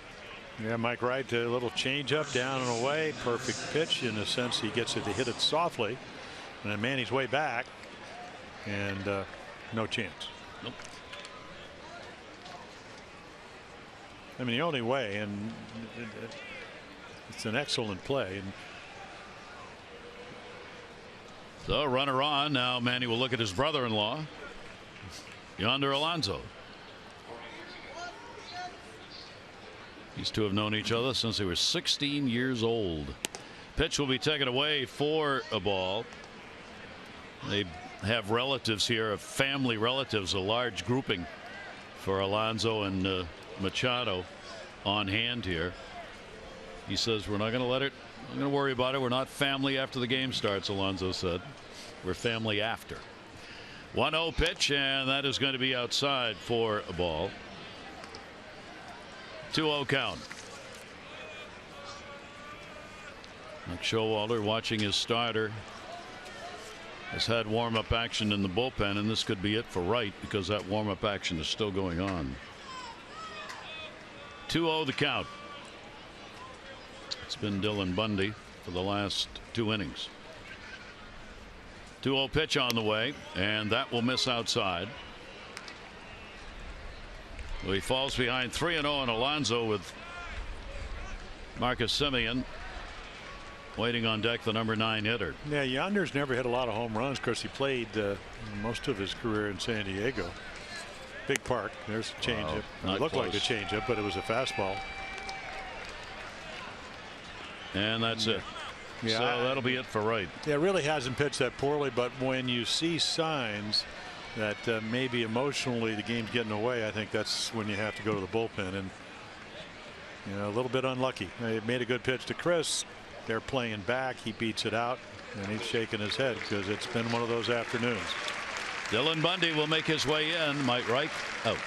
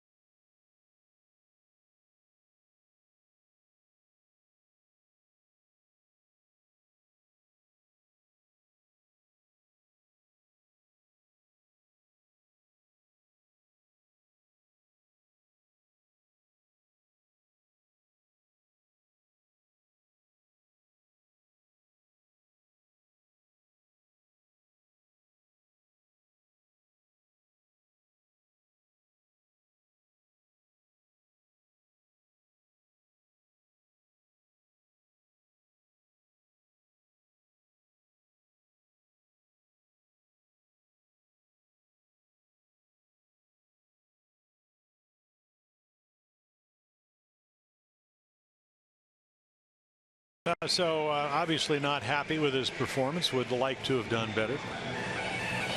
And again, we'll see how the total numbers look. But he made some good pitches. They had a lot of good at bats. 2 walks, 3 strikeouts. So that is the final toll. And he really wasn't very wild. It's just, again, they moved the ball around the field. And Dylan Bundy, we saw him against the Yankees. I was talking to him yesterday. Those are pitched an inning, gave up a couple of hits, hit a batter. He said his mechanics were a little bit awry, so a little bit more all over the place for him. Marcus Semien trying to bunt, actually got the bat on that ball, trying to pull it back. Well, I think if you're Bob Melvin and you're managing the Oakland A's and you come in here and you've been struggling for runs and you got 3, even though you have your best home run guy, you're saying, and then you have Hill pitching a shutout, what do I need to do to let him get more runs? And bunting was up one of the options. Corners are in for the Orioles. Wieters takes a look down at second base. Crisp is at second. Alonso's at first. Nobody out. 6th inning. Semien's had an RBI base hit and he is grounded out. Dylan Bundy actually had a game start against Oakland. Worked in 1 ball game, 6 innings, a run on 5 hits against him. Not bunting there. Breaking ball will miss. Good stop made by Wieters. And a 2-ball 1-strike count. You know, a lot of times then you have a veteran runner out at second, but one of the hardest base running maneuvers is if a guy's trying to bunt and he bunts through it and then you pick him off, is not getting picked off because you're leaning and you want to get that extra step. But that breaking ball bounced. 2-1 delivery. Misses outside. So Bundy will fall behind. Semien came in with the worst road batting average in all of baseball. Put up big time numbers at home, but on the road didn't have much to show. Takes the pitch in and he will get a walk. A 130 hitter in road games. A free pass and the bases are loaded. And nobody out. Buck Showalter, seeing how Hill is pitching, will play the infield at least halfway.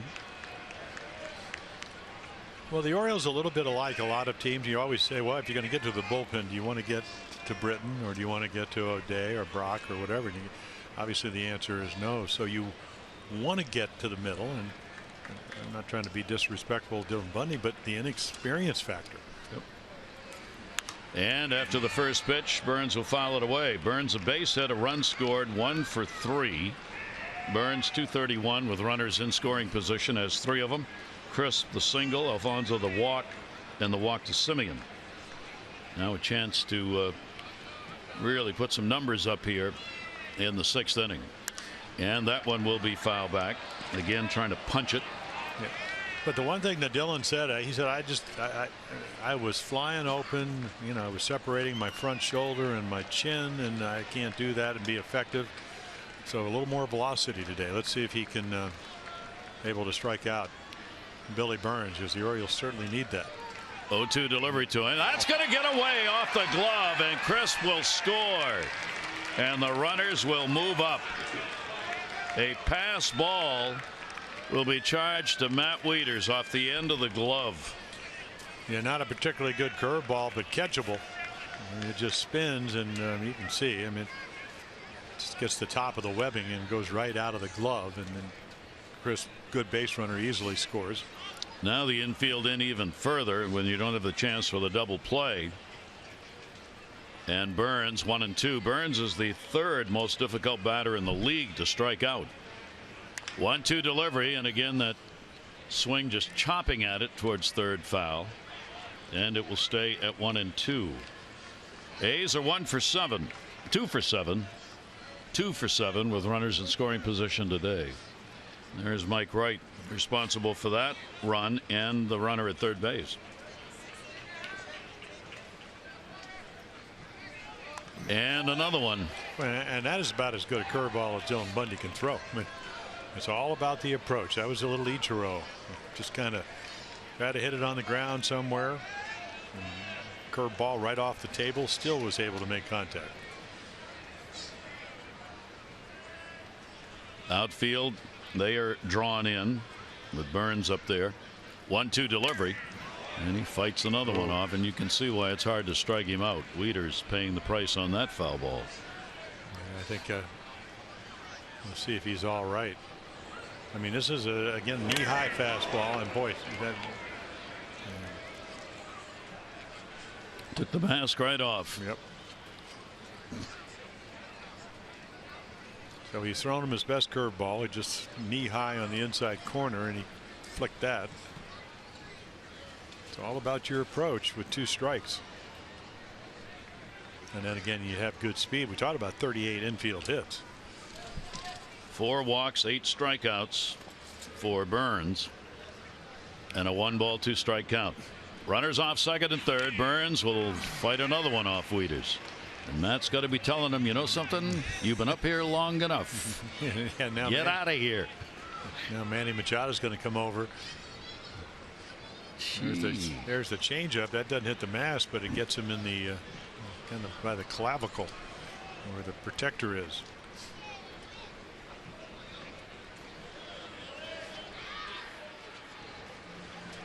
Be the 8th pitch of this at bat. Infield is drawn in.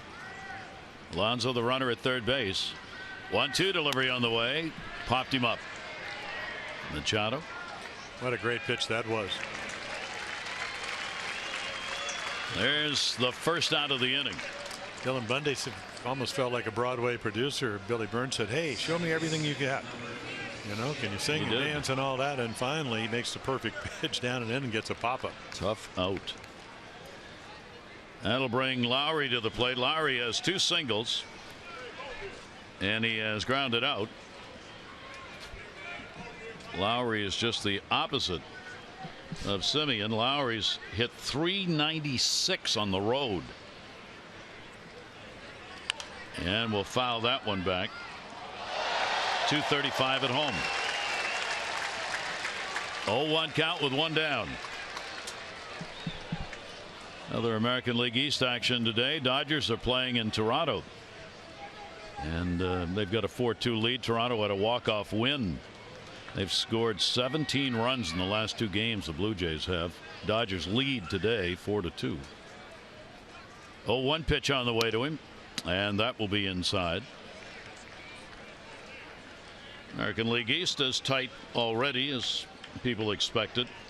Orioles, Red Sox tied for first. Toronto's 2 out. Tampa's 3. Yankees 6 behind. Yankees beating Boston today 4-2.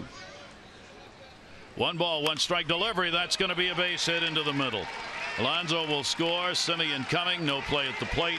And a big 2 RBI base hit by Lowry. And it is a 6-0 Oakland lead. Yeah, it almost looks like they're playing Pepper today. I mean, this is a high fastball. Probably didn't want it there. I mean, he doesn't overswing. Very few of their hitters have not had quality at bats this afternoon. So 5 runs will be charged to Wright. 5 runs, 10 hits over 5 innings. Will conclude his line. Run number 6 charged to Bundy. That was a walk. 2 walks in the inning. They both have scored. And the pitch taken by Reddick, who has an RBI double. He has double singled and struck out. Lowry continues his road adventures. 1-0, 1 down. That'll end up in the seats. Lowry now has 17 RBIs on the season.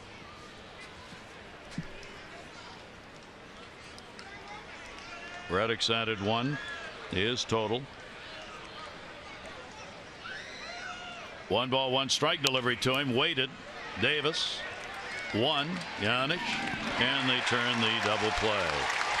However, 3 runs scored on a couple of hits and a couple of walks. And the A's lead it 6-0.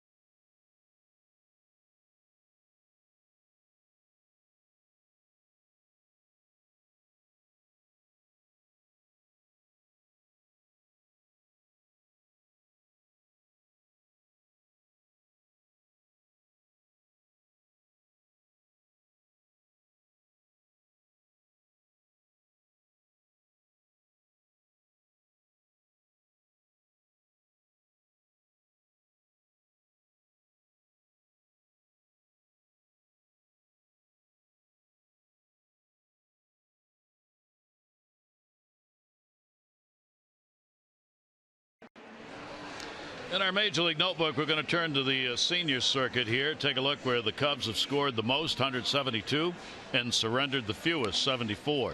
That'll get you some wins. The Rockies have got 25 home runs on the road, 17 at home. The 42 total is tied with the Mets for the most in the majors. You would think that number would be reversed, home and road. And Tim Lincecum, he threw 41 pitches in Arizona for representatives from 20 teams yesterday. And the expectation is he will be signed as a free agent and maybe back with the Giants, who are talking to him. Well, you know, he won, what, in his first 3 years, 2 Cy Young awards, and his contract got up to, what, 20 million. Velocity drop. I saw a thing where he hit 91 miles per hour. Yeah. But, you know, I think they had the hip operation, so I just hope, as somebody that hurt my arm early in my career, I just hope you get back to pitching, and then you'll take your chances when somebody wants you. I mean, you would imagine that would be the case. That one's going to be fouled back. The Oriole bats now need to come alive. Well, he didn't have to do a Rich Hill. I mean, he just throw in Arizona. He had to go to Long Island. Nothing wrong with Long Island, and be one of the Ducks. Go to the Independent League. And that's after he pitched well for the Senators, for the National Senators. Ball is tagged way back, and will it stay fair? And it won't. That one higher than the foul fair pole, but it was on the wrong side of it for Manny. Manny's had the only hit. The Orioles have a double in the first inning. The other Oriole base runners, 2 walks and an error. Orioles have stranded 4, only 1 in scoring position, and that was Manny in the first. He'll come back with a base hit. So he's got a couple of hits in the ball game, and this one a leadoff single, 6th inning. Next Friday, don't miss the season's first fireworks night, presented by Kaiser Permanente. Stick around after the Orioles take on the Tigers, 7:05. A great fireworks display. Good seats remain. You can get yours at Orioles.com or by calling 888-848-BIRD. So 2 hits for the O's off Hill. Leadoff man on 5th inning with an error, stranded at first. See what happens here. Davis, who is 0 for 2, a couple of fly balls the other way to left. Chris 0 for his last 14 now. And a 1-0 count. He is 0 for 8 against Hill. There's the breaking ball that froze him, and it is in there for a strike.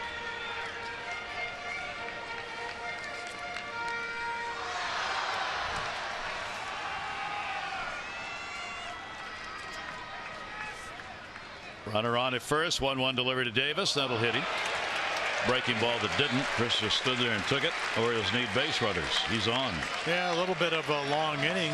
Usually you take it as a starting pitcher. Your team gets you 3 runs. Stephen Voigt out to have a little conversation. Curveball that Chris Davis says, well, if I'm going to get hit, I'll get hit with the one about 70-some miles per hour. Leading the league in hit batters, Hill's hit 6, and those are the kind of pitches that generally end up resulting in that. So their bullpen. Dull is up. Nobody out. Orioles get a chance. 1st and 2nd. And the pitch. Trumbo has drawn a walk, and he has struck out. Yeah, the Orioles got to get Rich Hill thinking, because I'm not saying he's not focused, but when you're going along, and I was get games where everything's going well, and then all of a sudden get yourself a 6-0 lead, and it shouldn't change, but sometimes it does. And long inning, and you think, okay, but then when somebody comes up, and all you got to do is do what they did, bloop one in. That'll get them on the board, and then you never know what happens. And then you're already qualified for the win, but you don't want to give up any runs, and the next thing you know, somebody else is taking your place. 1-0 delivery on the way. Trumbo reaches for it. It's lined to left field. Shy of the warning track. COCO runners tag. They're going to try and move up. One will. Staying at first base will be Davis. Manny Machado moves over to 3rd. So Trumbo retired on the fly ball, 1 away. Now runners at 1st and 3rd. And that will bring up Adam Jones. The infield will look for the ground ball double play, and the Orioles will look to get on the board. Adam is flied out to right field. So you see what Hill is doing to hitters when you get Davis, the left-hander, 2 fly balls to left. Jones, the right-hander, 2 fly balls to right. Just not able to get him time yet. Well, it's just hard. Every pitch is a different speed. 1 down. Breaking ball down to third. That will be foul. And because the good curveball comes out of your hand, I mean, the good ones, the Bly-Levins, the Koufaxes, you know, I mean, you just go down the list of guys that had great curveballs. Emilio Pascual going back to the Senators. You don't distinguish. They look the same. Yep. You know, some curveballs that goes up a little bit, but the good curveballs that come out of your hand. I mean, Koufax's curveball looked exactly. The fastball kind of rode like a runaway train, and the curveball ended up on the ground. 240 against Hill with runners in scoring position, below the average in the league. And when you talk to hitters, Gary, you say, well, why don't you look for it? He said, well, then I swing at I swing at bad ones. And down to third base, backhanded. Valencia going to get 1, but that's it. A run will score. So Adam Jones will get the RBI.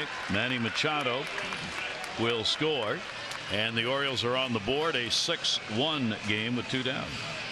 Now take a look right here, and he is out. Of course, Rich Hill says, okay, you didn't want to give up the run, but you did get the lead runner. So Valencia didn't have to go very far, and makes a nice throw to the second out. 2 down now with a runner on at first base for Matt Wieters.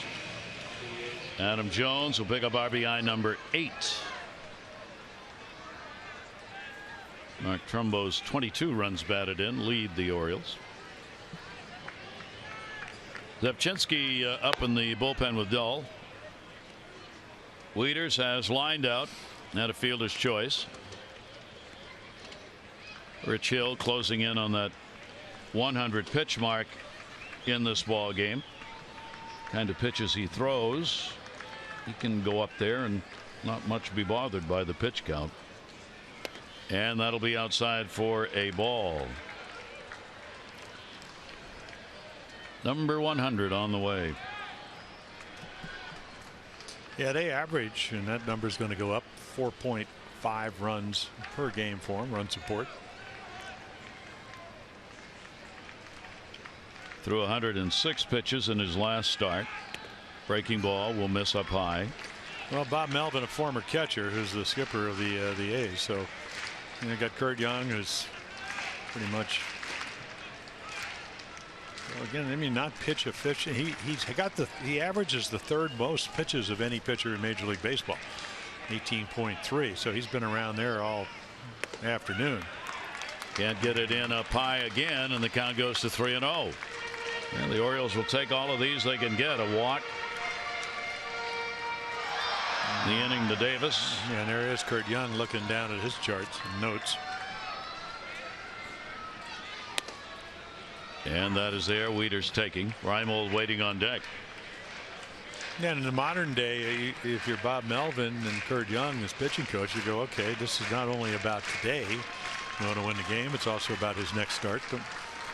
But you're right. I mean, can throw 110 pitches. And yep, he's been up over 100. The start. So does that breaking ball. Wow, Matt thought that was a strike. So did Hill. They do not get the call from Jordan Baker, the home plate umpire, and the Orioles get another walk. That's 2 walks in the inning. Kind of like a hanging curveball, and here does come Bob Melvin. And sometimes you get that pitch called, and sometimes they say it just stayed up out of the zone. And he will go to the bullpen. So Hill will leave with a 6-1 lead, an opportunity to be a 4-game winner. Dull is going to come on to do the pitching. Orioles 2 down and 2 on.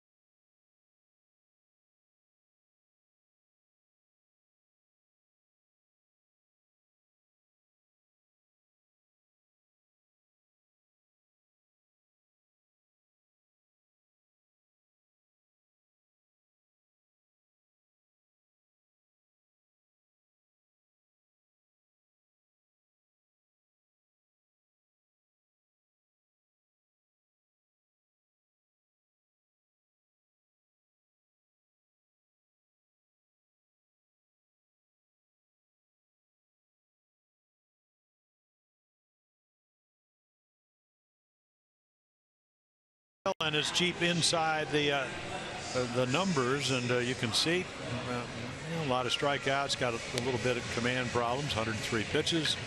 Orioles only get 2 hits. We'll see how Ryan Dahl does as he comes in. So fastballs around 90, slider, changeup pitcher. And you can see mostly fastballs, not overpowering. 90 miles per hour, slider in the low 80s, changeup down there with him. Was pitching very well over the early going. 7 games, 7 1/3 innings, but lately 6 runs in his last 7 games. So you can see lefties hitting him better than righties.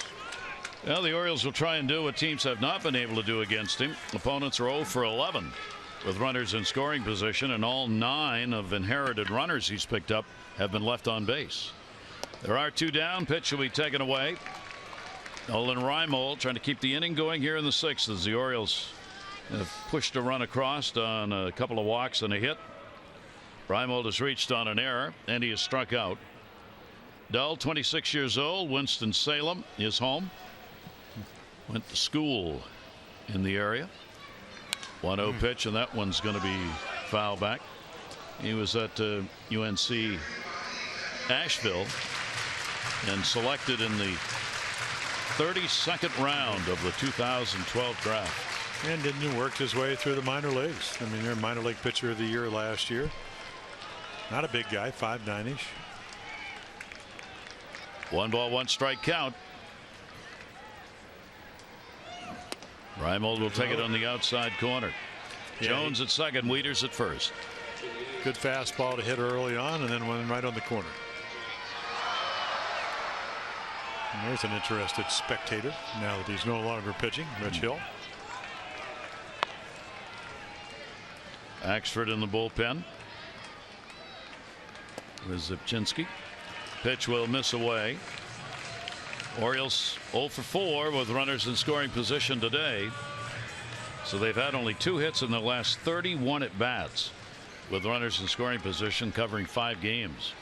Well, that's when the runs stop unless you hit home runs, and that's what they did the first game against the Yankees.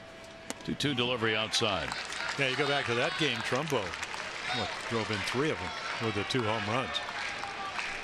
So the runners will be going 3-2, 2 down. Orioles trail at 6-1. Those fans trying to keep the rally going.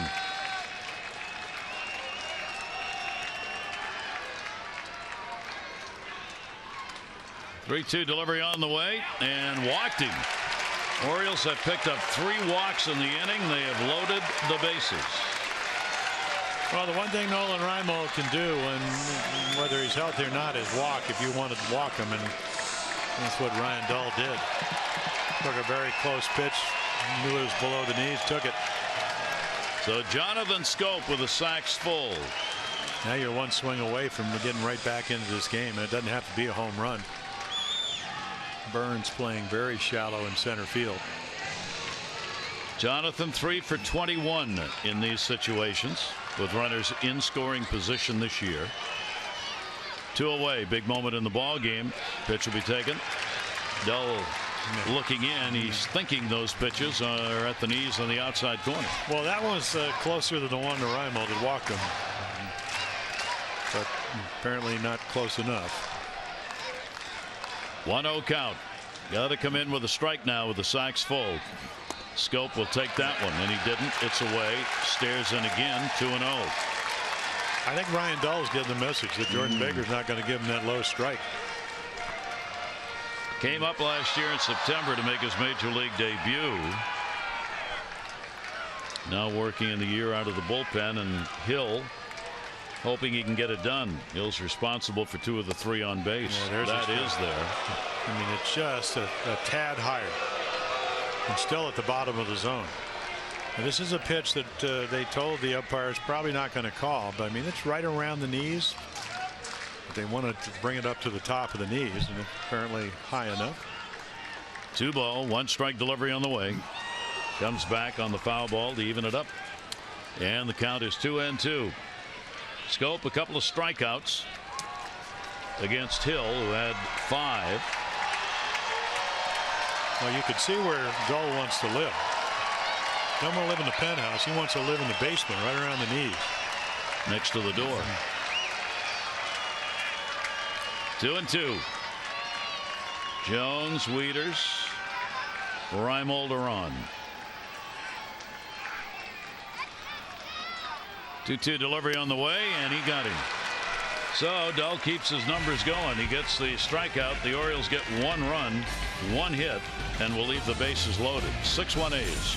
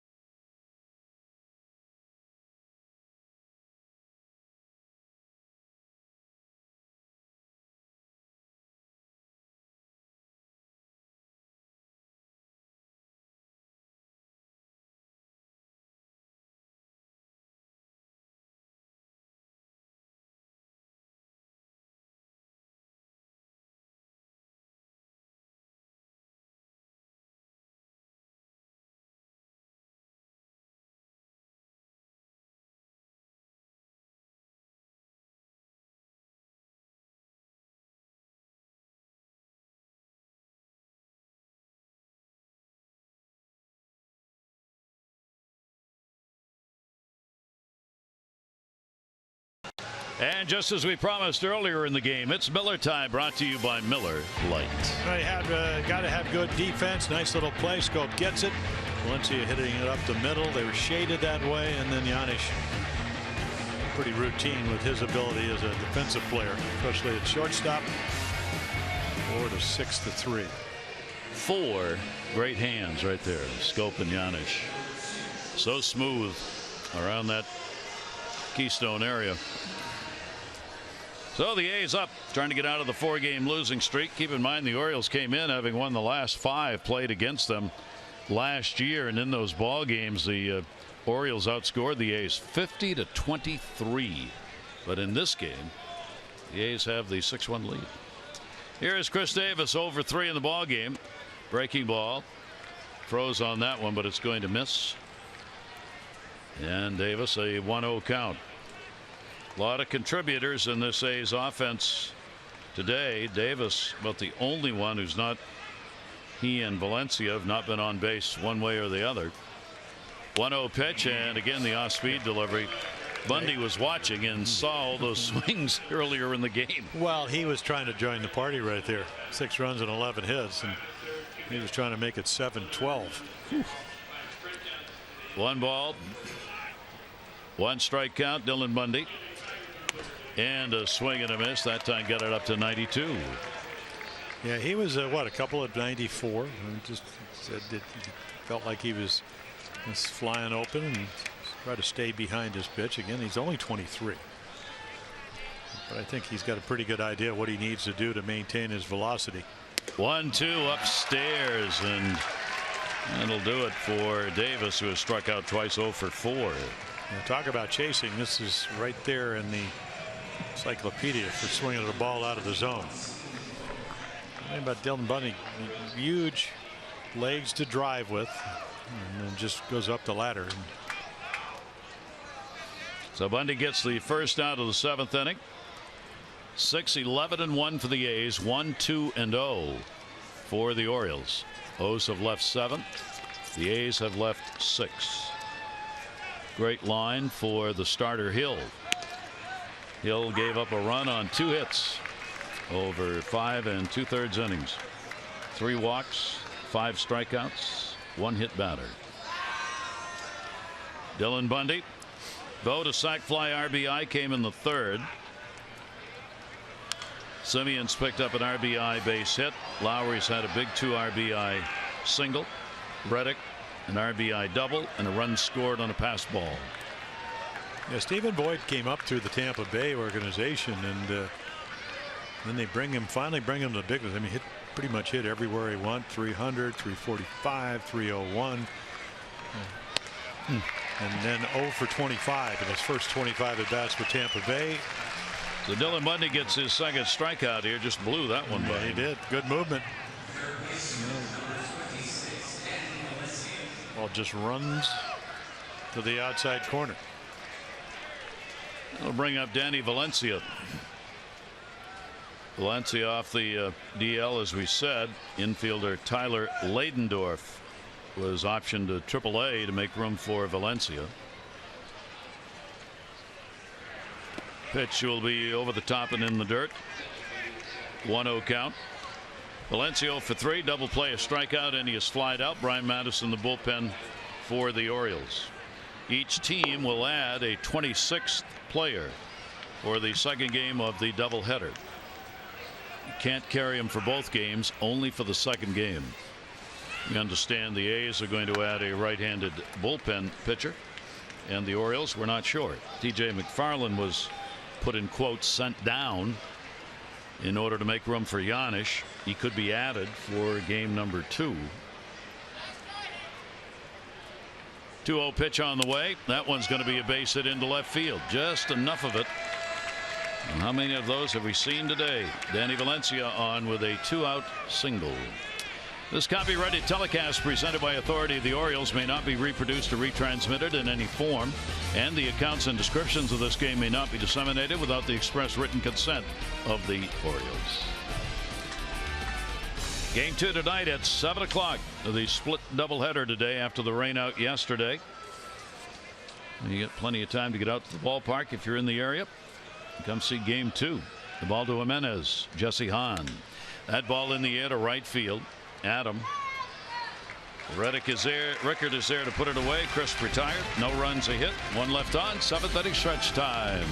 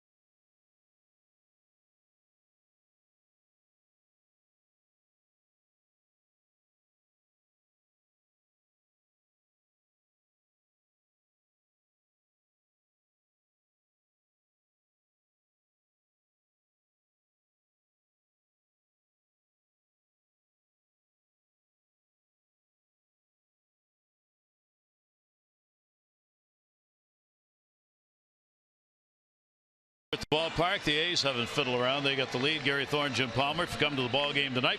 First 10,000 female fans, 15 and 18 and over, are going to get the tote bag, which will be handed out. Yeah, a little water. Very nice. Yeah, good.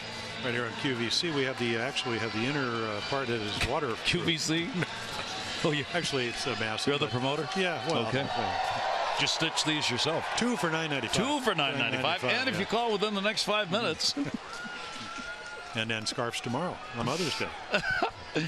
And that one's going to be fouled away by JANISH. Well, Jim, for this game, not much you can do the way these Oakland hitters have approached the game. Yeah, I mean, Mike Wright threw a lot of strikes. He'd pitch them away. They'd go that way. I'm sure he's frustrated. He didn't really let the game get out of hand, but then again, Rich Hill was that good. Yeah. I mean, the Orioles only 1 run on the 2 hits so far. So far. Yeah, so now you got to try to figure out do something with the bullpen.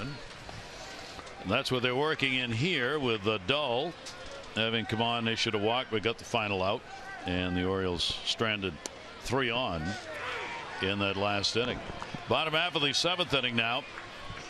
Paul JANISH at the plate. JANISH has grounded out and popped out. That's the sun, by the way, that's shining. That's the reason for all that light out there. That will be taken down low, and a 2-ball 2-strike count. Beautiful afternoon. Lots more blue sky than when we started. Up around the 60-degree mark now. 57 at game time. Should be a very nice evening for the evening half of the doubleheader. And then tomorrow's supposed to be a Mother's Day spectacular 70-degree day. That'll go to center field. Playing in is Burns, and we'll put it away, and JANISH is retired. Tough timing against we talk about the Oakland hitters for the Orioles. Boy, trying to get to Hill was almost impossible. Well, you're it. And you know, they saw Sabathia. They didn't score in that game, and then Tanaka was almost perfect. And then you get Hill with the curveball. You just don't see a whole lot of them. So to his credit, you know, he's 3-0 on the road, 0-3 at home. So he's happy to be here in Baltimore. Yeah. Orioles like the runs, Gary. Orioles like the heat. Yeah. I mean, they want to see fastball pitching, and these kind of pitchers who throw a lot of the off-speed stuff give the Orioles problems. And that's what they've seen. Here is Rickard, leadoff batter. John Milwaukee's 0 for 2. That's going to be a souvenir. Yeah, and Bob Melvin was talking yesterday before the rainout, the manager of the A's, saying, okay, we finally do score some runs. We score 8 against the Mariners. They got swept. They went from what, 1.5 back to 4.5, as you talked about earlier. And then our bullpen didn't pitch well. So for have Ryan Dull come in and get out of that inning is something that they couldn't do the last couple of games in Oakland. Yep. Fouled away. Joey Rickard at the top with 1 down here in the 7th inning. Nobody on. Yeah, Rich Hill, I mean, the last 12 games, their starters are 2-8 with an ERA over 7 runs a game, 8-13 on the season. So for Rich Hill to put kind of like the stopper. That's going to be a base hit. So Rickard is on. He gets a 1-out single here in the 7th inning. Orioles pick up their 3rd hit. Tomorrow, don't miss the season's next Kids Run the Bases event. It'll take place after the Oakland game at 1:35. Every home game Sunday. Youngsters 14 and under get to run the bases after the ball game. So we hope you'll come out, take advantage of it on Mother's Day. For tickets, Orioles.com or 888-848-BIRD. Yeah, nice at bat by Joey Rickard. Covered the outside corner. Manny Machado, double, single, 2 for 3 in the ball game. And Manny will take the pitch down low. Manny now with 14 multi-hit games is back in first place in that department. Adam Eaton has 13, as does Ian Kinsler. And he's got 14. 1-0 pitch in the air, center. Burns. 2 down. Back to first goes Rickard.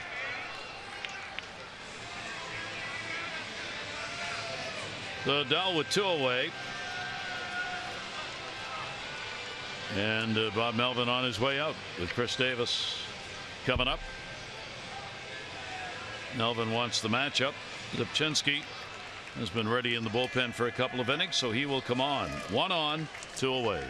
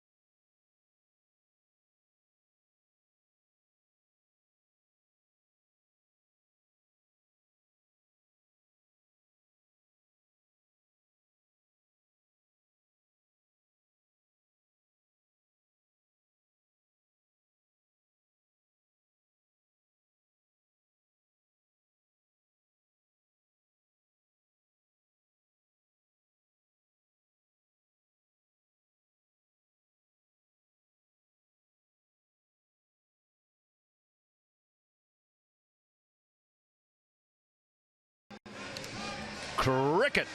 Something to smile about. And certainly that is. Youngsters on hand here at the ballpark for this day game part of the doubleheader for the O's against the A's. So the lefty Mark Zepsinski comes on. Chinsky actually make it. A lot of breaking balls. 91 slider, changeup. Done a nice job for him, but it as some of the other, we talked about Dahl so good early on, and then he has struggled. 2 runs over the last 5 games after not giving up an earned run in his first 9 games over 7 innings. And then again he comes in with a lot of inherited runners. 14, only 3 have scored. So that's why I think second in the American League as far as inherited runners. So Melvin trusts him. And he's got one on here. Rickard's on at first base. Chris Davis a walk, 2 fly ball outs. Chris hitting only 171 against left-handers right now. And takes the pitch for a strike. He has seen Zepchinski. 7 at bats, 3 hits off the Oakland left-hander.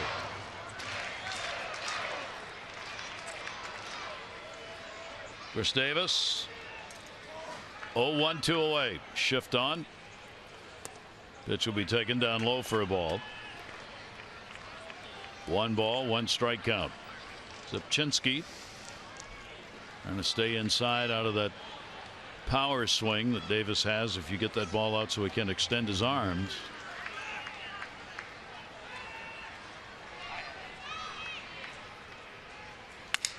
Broken bat, slow roller. Lowry makes the play. No runs on 1 hit, no errors, and 1 left on base. 7 complete. Game 1 of the doubleheader. 6-1 Oakland.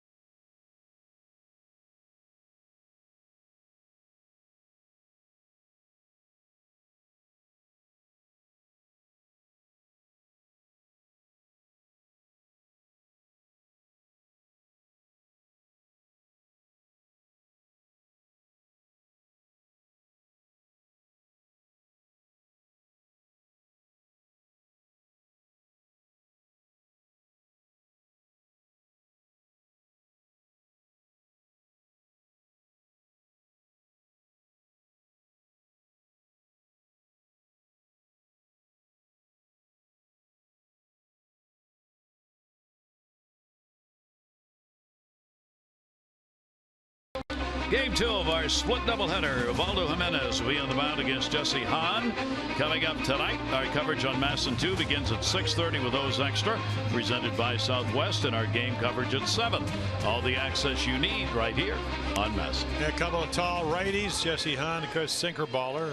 You can see, again, he hadn't pitched much. Ubaldo trying to get back on track after getting roughed up a little bit by the White Sox and Chris Sale last Sunday. So Brian Mattis comes on. Started the year in the disabled list. He's got to get back on track. Orioles need him. Left-handed specialist, fastball, slider, changeup pitcher. The breaking balls can be sliders and curveballs, and you can see right there, yet to strike anybody out, which is what he usually does, in a lot of walks. Righties hitting him at over 500. And Alonso will take the pitch outside for a ball. Yonder Alonso. Here in the 8th inning, a single, a walk, a run scored, and he has popped out. Semien and then Burns at the top of the order, due up for Oakland with a 6-run, 12-hit attack. Dylan Bundy worked 2 innings, a run on 2 hits, a walk, and 2 strikeouts in relief of Wright, who gave up the 5 runs, 10 hits over 5 plus, 2 walks, and 3 strikeouts. Brian Mattis 2-0. and will miss inside. Brian's got a 3-3 mark against this Oakland team. This is the 13th game he's appeared in. He had 5 starts against Oakland over the years. 3-0 count. Dodgers have defeated Toronto 6-2 today, so they get out of their losing streak, at least for the moment. And that pitch is going to be down low. So Mattis comes on and surrenders the quick walk. Leadoff walk here in the 8th inning. That's the 4th walk surrendered by Oriole pitchers. Follow Orioles baseball live with the MLB.com @BAT app. Stay up to the moment any moment with game day, live game video highlights, StatCast, and more. Download MLB.com @BAT, #1 app for live baseball on your phone or tablet. Jim Hendricks up in the bullpen. The A's. Semien a walk and a run scored and an RBI base hit, and he is grounded out. He will take the pitch away for a ball. Ryan Mattis, you see that strikeout to walk non-ratio. Well, that's rare, and you know, it did have the intercostal strains. That was on the right side, so it pulls you through. Velocity's down, command's down. I mean, it looks like he's just fallen off. He's, you know, we talked about it the other day, and so you can do all the throwing, you can do your, you know, your touch work between appearances. Nothing like being out there, and he hadn't been out there very much. 2-0 count, short lead at first. And that one's going to be out of here. Way back in left field, and goodbye home run. Halfway up the first section of seats. And Marcus Semien may no longer be the league's worst batting average on the road, because in this game he's had a single, a home run, and 3 RBIs, and it is an 8-1 game. Well, he gets a perfect pitch to hit, and what are you looking for? 2-0. You're looking for a fastball. You know, you got a guy trying to find the strike zone, and when he does, it's launched. Pretty much where Marcus wanted and Brian Mattis didn't. And this ball is clubbed. Fabulous swing there. Great extension. So Semien delivers the long ball and having himself a day. Where Semien, his 8th home run, 15 RBIs now. Closing in on Lowry for the team lead. Well, they love him in Oakland because he grew up in the East Bay. He had 15 home runs last year. First year he played fully. So bases cleared, nobody out. Top of the order, Burns fouls it back, and a 2-strike count. Burns a base hit. He is 1 for 4.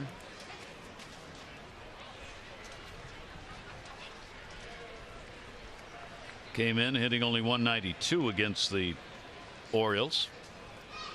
13 hits now off the end of the bat. Pop up and shallow and right was Rickard, so he gets there and puts it away. Burns retired. Yeah, nicely played. Good pitch there. That'll bring Lowry to the plate.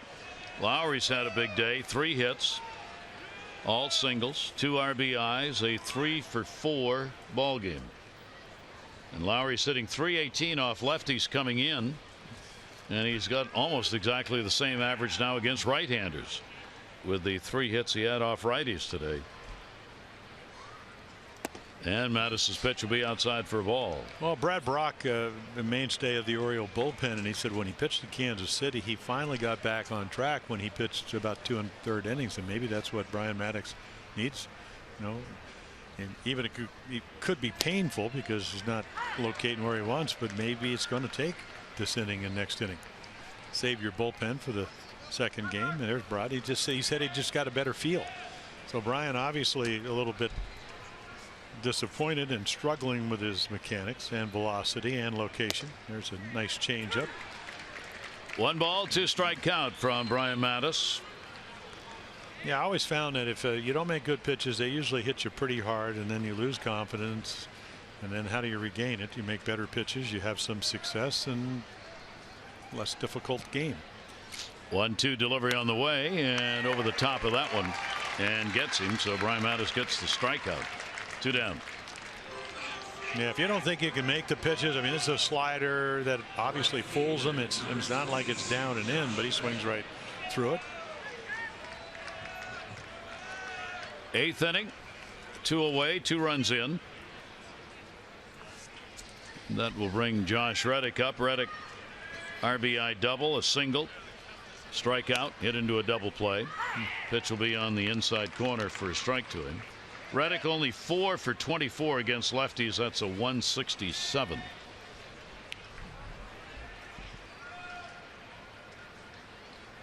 Bryant's pitch to him will miss outside.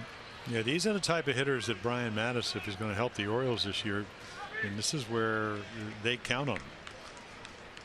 You know, guys that maybe are better against right-handers. We saw what, you know, Reddick hit one to the warning track, short half the wall and left center off of right, but just can't.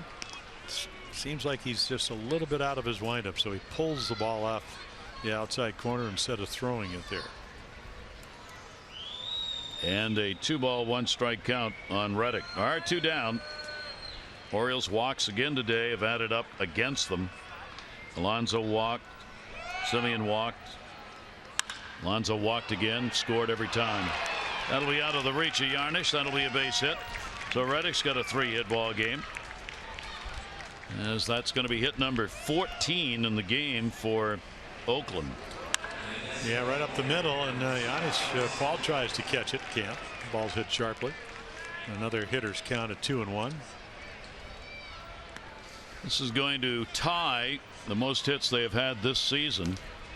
They got 14 against Toronto this year. That's their game high in hits, and they've got 14 so far in this one. Chris Davis hasn't had one. He is 0 for 4. And he came in with a 4-game hit streak. Their DH with a runner at first and 2 down. And Davis will take the pitch inside for a ball. Davis just 4 for 21 off left-handers. He's had 6 home runs, only 1 against the southpaw. Not holding the runner at first. 1-0 delivery. Davis with another big cut. Goes to 1-1. I mean, that's like the perfect changeup. You got a very aggressive, to say the least, type of hitter. Michael Givens up. Hadn't pitched in a couple of days. Maybe going to get some work. 1-1 delivery on the way. I don't know how this Chris Davis can see the baseball with that swing he has. I mean, he's so violent with it, and the head and shoulders are all coming up and away. Oh, he's probably hitting well. I mean, I watched him hit a couple of home runs on film, and if they were high fastballs in the middle of the plate. Plus, the helmet is down over his eyes. Yeah, too. Because, and then it moves when he swings. You're right. I mean, very violent swinger. 2-1. That's what he does with it. That's going to go into the corner. Guess that answers my question. It's a foul ball, but that's what he goes after. Well, he's getting. They're getting good pitches to hit. I mean, that's 3 straight changeups, and that one hung, and he hooks it foul.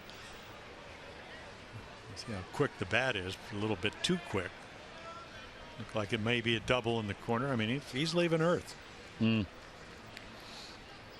So he'll come back, as will the runner Reddick to first base. 15,110 for game 1 of the doubleheader. 15-110. Sitting in some sunshine here at Camden Yards right now. Here's the 2-2 pitch, and outside. So the count goes 3-2, 2 down. Reddick will be off. Walk to Alonso started the inning. Marcus Semien, the home run, is 8th. Now with 2 away, Reddick on the 3-2, off and going. In the air, center, Jones. And Adam will put it away. So a couple of runs in on 2 hits, no errors, 1 left on base. A's extend their lead to 8-1.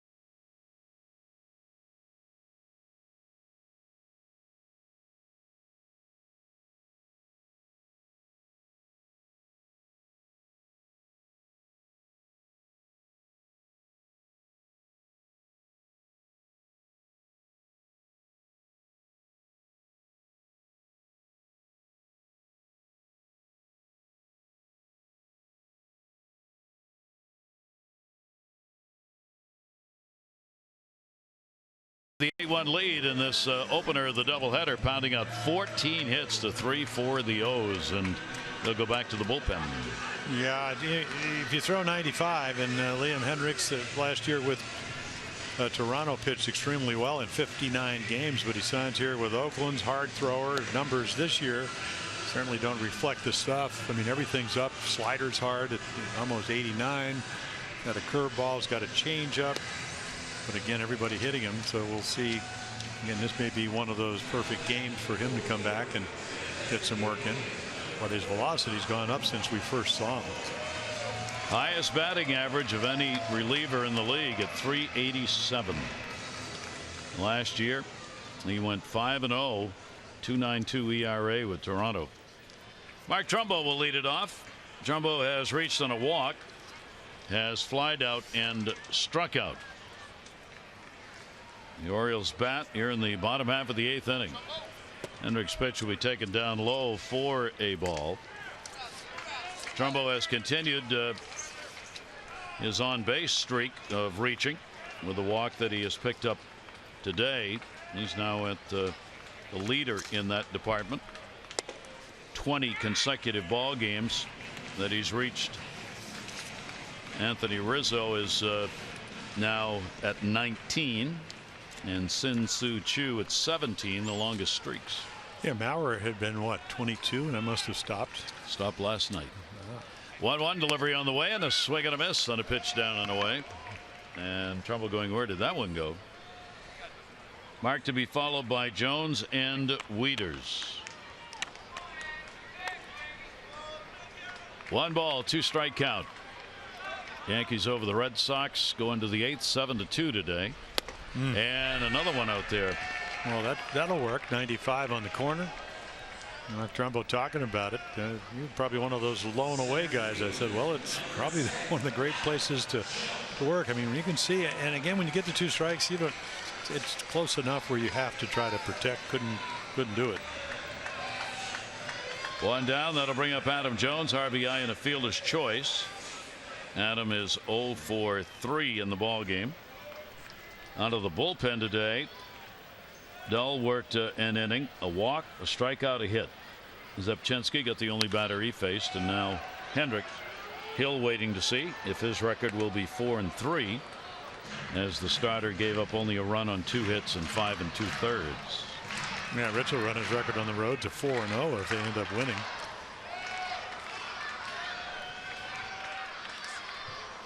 Oh, 1 count, 1 down. Set up away and low. That's where it is. And it's a strike. Boy, if you could bottle that, pitching becomes a lot less difficult. Right on the money. I mean, to be able to do that, you pretty much have to be mechanically perfect. 0-2 delivery, hit hard up the middle, knocked down. Semien's throw, and he got him. Fine play by the shortstop to get Adam Jones.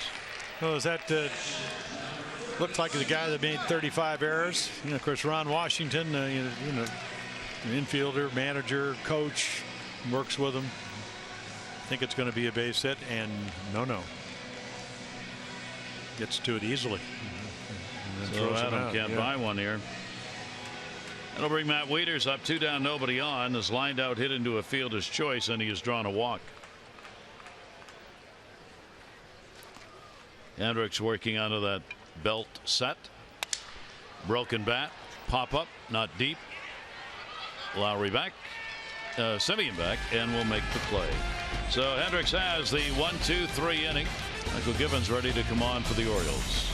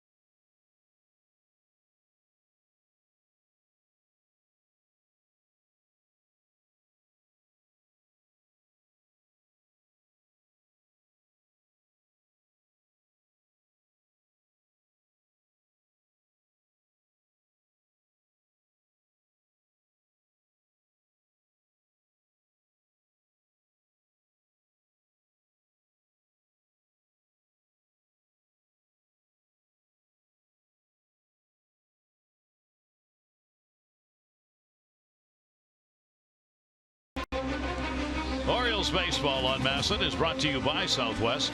Transparency, low fares, nothing to hide. Gary Thorne and Jim Palmer here in the day part of our day-night doubleheader. And the A's have an 8-1 lead. Michael Givens. Yeah, last appearance against the White Sox, 2/3 of an inning. Done a nice job. Fastball, slider, occasional changeup pitcher. Fastball's 93 to 94.5, somewhere in there. So more hits than innings pitched, but look at the strikeouts. And then, well, he'll face some lefties, so maybe that 530 or 533 batting average against left-handed batters will go down. A lot of changes with another game coming up. You're going to get Kim playing in left for REIMOLD. Rickard goes from left to center for Jones. REIMOLD goes to right. Alvarez is going to play at third. Manny out. Flaherty at first. Chris Davis out. Wow. Just yeah, you know the line. Down goes Vogt. 1-0 count. Well, again, I'm an analyst, but it's hard to analyze this because it's so far inside. And Stephen Vogt says, I think I want to play the rest of the year. I'll get out of the way. Vogt has an RBI, a walk, single, and he is struck out. and he has a strike, 1-1. Stephen Vogt, Valencia, then Chris will be due up. We're in the 9th inning. 8-1 lead for the A's, playing their first doubleheader in exactly 2 years. Tags that one foul. Stephen Vogt says, I'm not even going to get, I'm just going to swing. He dodged the first one, and then the next two were way inside, and he swung at him, and talking to himself a little bit. Young fan way upstairs gets the baseball where balls don't usually go. That was in the third deck. 1 ball, 2 strike count. Evans delivery. That'll be the other way. Kim. Vogt is retired. Visit MassonSports.com/CareFirst to vote for today's Care First Fearless Player of the Game. Live fearless with a name trusted for over 75 years. Care First Blue Cross Blue Shield. Blue sky, nothing but blue sky. It's great to work with Willie Nelson. It is. Here's Valencia. 1 for 4 base hit. Well, especially after the concerts. Especially after the concert, which is true for Willie. Yeah. 0-1, 1 down. I thought his CD of American Standards was exceptionally good. I like Willie Nelson a lot as entertainer, but when you did the American Standard book, that was pretty good. That was a great CD. 0-2 count. A little over Rod Stewart, or well, Rod Stewart was pretty good. That was a well done traditional songbook. 1 and 2. Or Harry Connick Jr. They've all done. Yeah. Well, the American Songbook lives on, right? Exactly. Tin Pan Alley from the 40s. Oh. Second base, up to get it, Jonathan Scope. Yeah, poor Danny Valencia. Nice play by Scope. He doesn't like this. Danny hits it right on the nose. They should have watched some of the other at-bats. You hit it too hard. It just wasn't well placed. It's part of hitting. And where they ain't, Wee Willie. Phrase that lives forever. Wee Willie Keeler. Oh, is it still on Buck's wall? Buck's where they ain't? Yeah, he ran through the streets of Baltimore? Yes. Yeah. Pitch is taken for a strike, 0-1. 2 down, 9th inning. Crisp. 2 singles, 2 runs scored. 2 for 4 in the ball game. And the A's have done a nice job of that today. And yes. Throwing the home run by Semien. Right there. That kind of hit has generally been fair and been to left field. That's how they started the ball game out, with a mass of singles to left that resulted in runs. They've spread the runs out. Big inning was the 6th when they got 3 runs off just a couple of hits and 2 walks. Another lashing foul ball. Well, you're in the 9th and there's only 2 innings you haven't scored. So that's sustained offense. 14 hits. They have left a runner on in every inning but that 1, 2, 3, 4th. A long first game for the Orioles. We'll take that pitch away. 1 ball, 2 strike count. Orioles have bottom third of the order due up when they bat in the bottom of the 9th inning. Michael Givens' pitch will be top foul.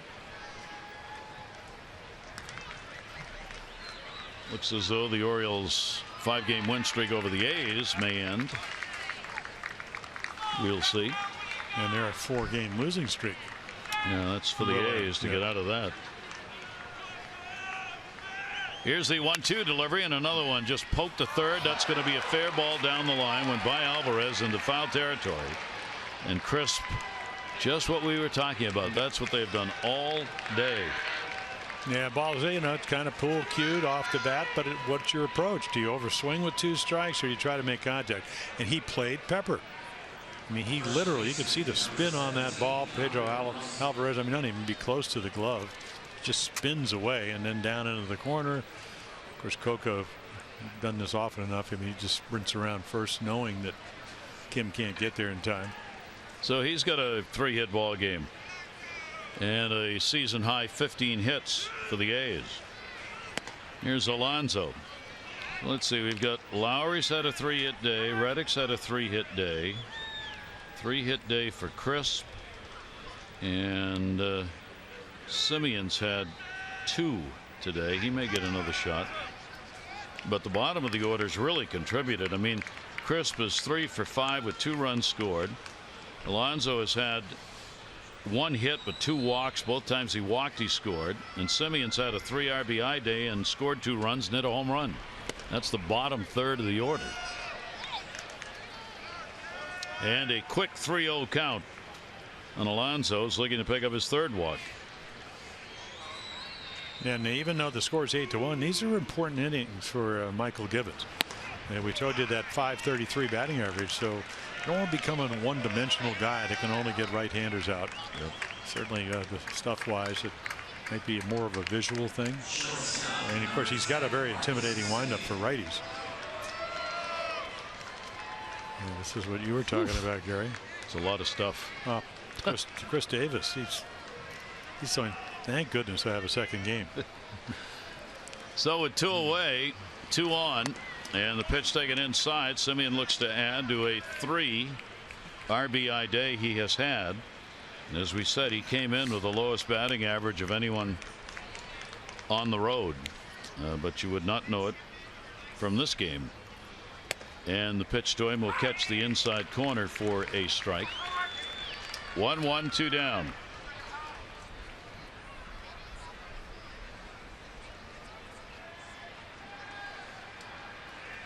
Givens delivery to him. Big cut on a pitch down and away. First 3 RBI game that Semien has had this season, even though he leads the ball club in home runs with 8. 1-2 pitch on the way, and that will miss. 2 balls, 2 strikes. The double and the walk coming with 2 away here in the top of the 9th inning.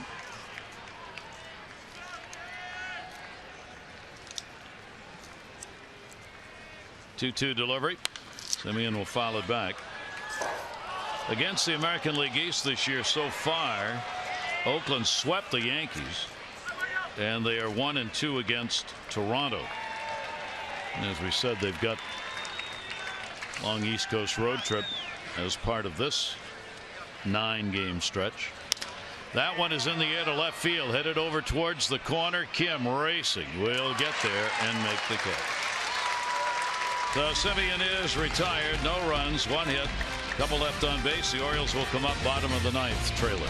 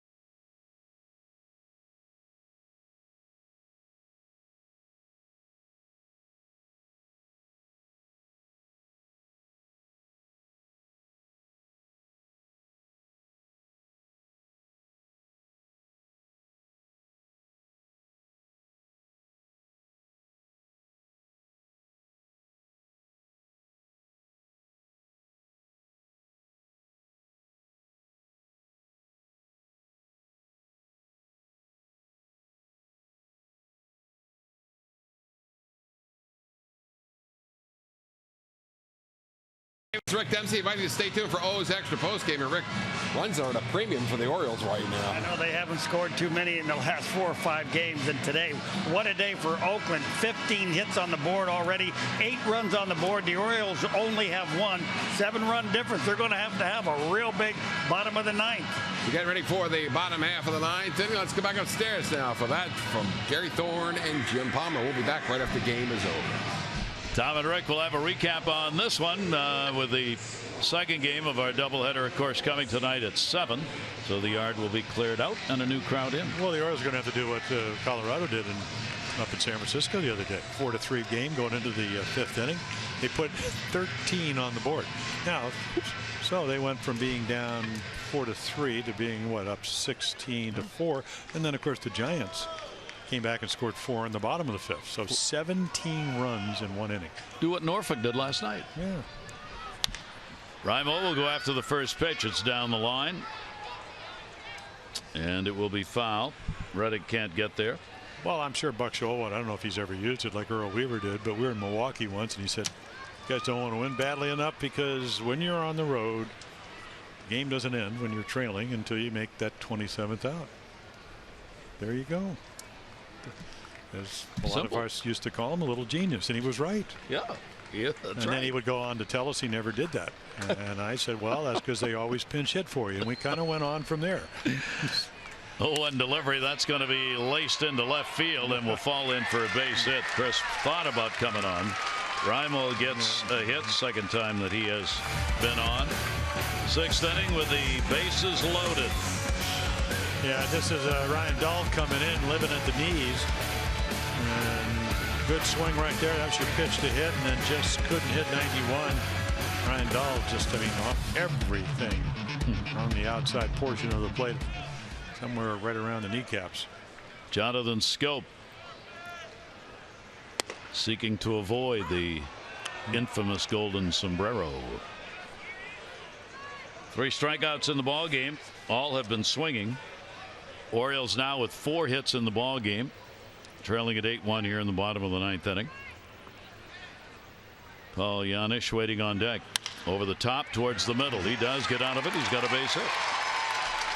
So Liam Hendriks surrenders a couple of hits to start the 9th inning. So maybe they got on their iPads and watched that Colorado inning.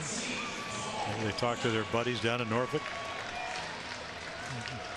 It's where you hit it sometimes, what your approach is. Right back up the middle. Nobody plays there. And the Orioles now have runners at first and second.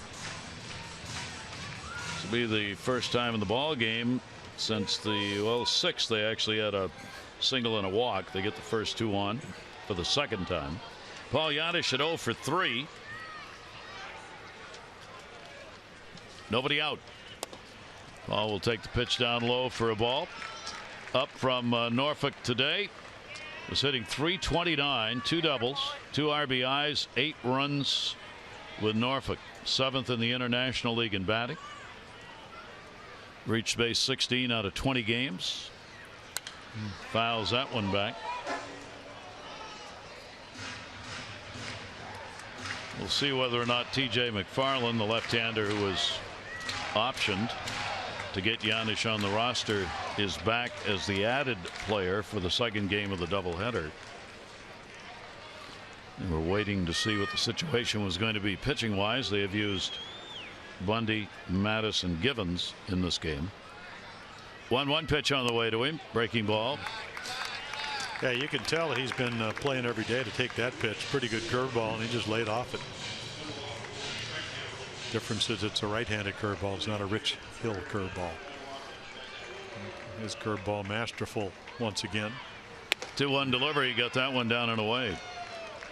94 from Liam Hendriks that time. Yeah, I just don't remember. I mean, he came up with Minnesota. One year he was at 1-8 starting, mostly starting. But the velocity's gotten better. Haven't even seen the slider. 2-2 delivery with 2 on. Ball in the air to right. Reddick. Runner will tag at second. REIMOLD. He'll head over to third. So Yanish retired on the fly ball, 1 away.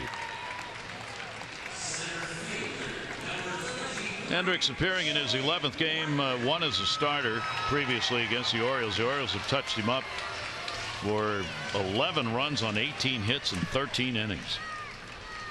O's have 327 historic batting average, but different kind of pitcher. Joey Rickard at the top of the order, a base hit, 1 for 3 and a walk.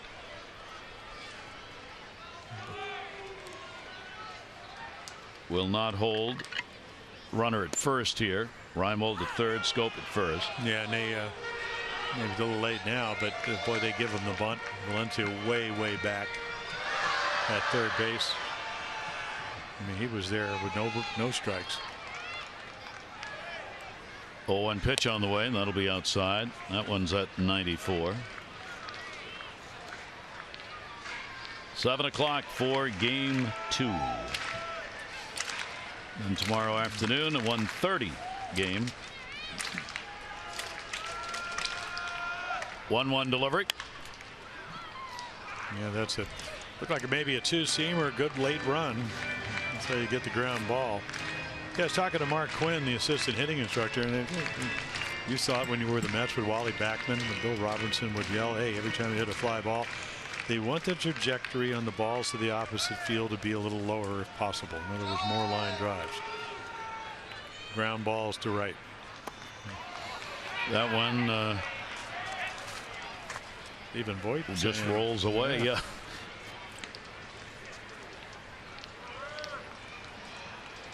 Voigt doing a little groundwork there as he had the mask off. Count stays at 1-2. He's got the lead, 1-0 in the second, and they have not looked back. And he'll be up high with it.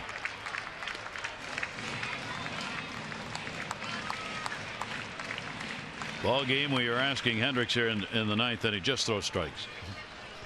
Don't make me go to my bullpen again if you're over there in the Oakland dugout. First and third, 2-2 delivery on the way. Chopper, that should be a base hit. Valencia running throw, no chance. RBI, infield single. Well, that's what you need. You know, good slider. You know, we talked all day about can you make contact with 2 strikes. Valencia kind of an ill-advised throw because Rickard's somewhere down the right field line. He's already past the bay. He could just run. So he takes a good pitch and turns it into an infield hit just by making contact. RBI number 8 for Joey Rickard. And it is an 8-2 ball game. The Orioles have 6 hits now. Kim will stand out as there'll be a visit to the mound here.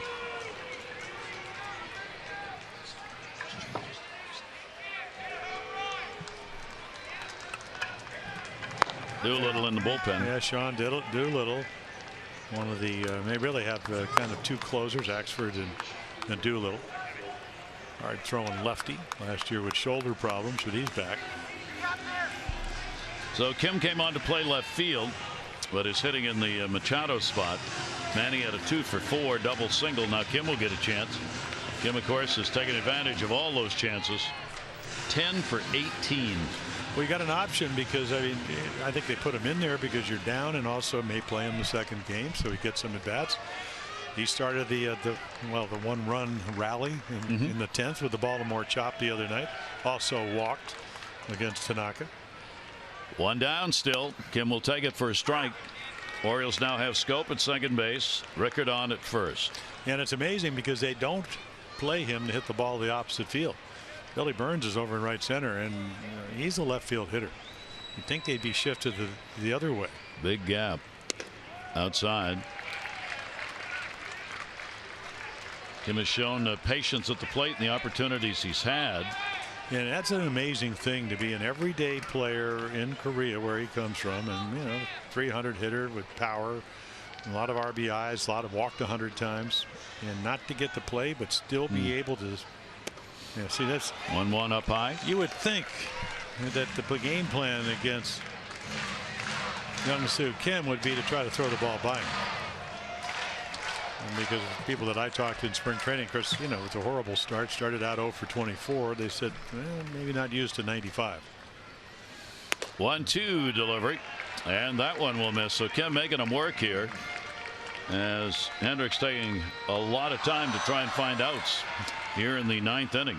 It just comes out of his windup a little bit, and ball ends up running good velocity, but not even close to the zone. 2-ball, 2-strike pitch on the way to Kim, and he'll foul that one away to keep it alive. So the Orioles trying him on a big 9th inning. Got a run in, 3 singles so far in the inning. And they're trailing it still by a score of 8-2.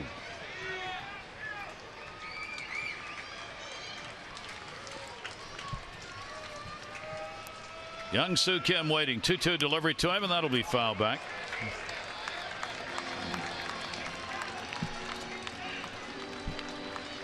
Part of 10 years playing in the Korean baseball organization, 4-time Gold Glove winner, and as Jim said, a lot of power at bats for him. 2-2, and he will take it down low. So a full count, 3-2. Well, he'll look fastball. When a guy's throwing 95, that's what you hit off of. But he's also, and that's the amazing thing, if he's able to recognize balls and strikes. So he's fully capable of walking if you want to walk him. 3-2 ground ball, that'll go to second base. Lowry will make the play. Kim is retired. Runners will advance, but there are 2 down. I was looking at one of the things about Kim that right from the beginning, he in over 4,000 at bats in his career, struck out 501 times and walked 597. I mean, we don't see many of those kind of numbers anymore. Well, I think you see it even there, you know, where he's able to make contact. I mean, didn't get as much on the ball as he wanted to, but I think he knows where the bat head is. Doesn't overswing a whole lot. So the Orioles with a final out to work with. Pedro Alvarez first at bat. He's batting in the Chris Davis spot in the lineup.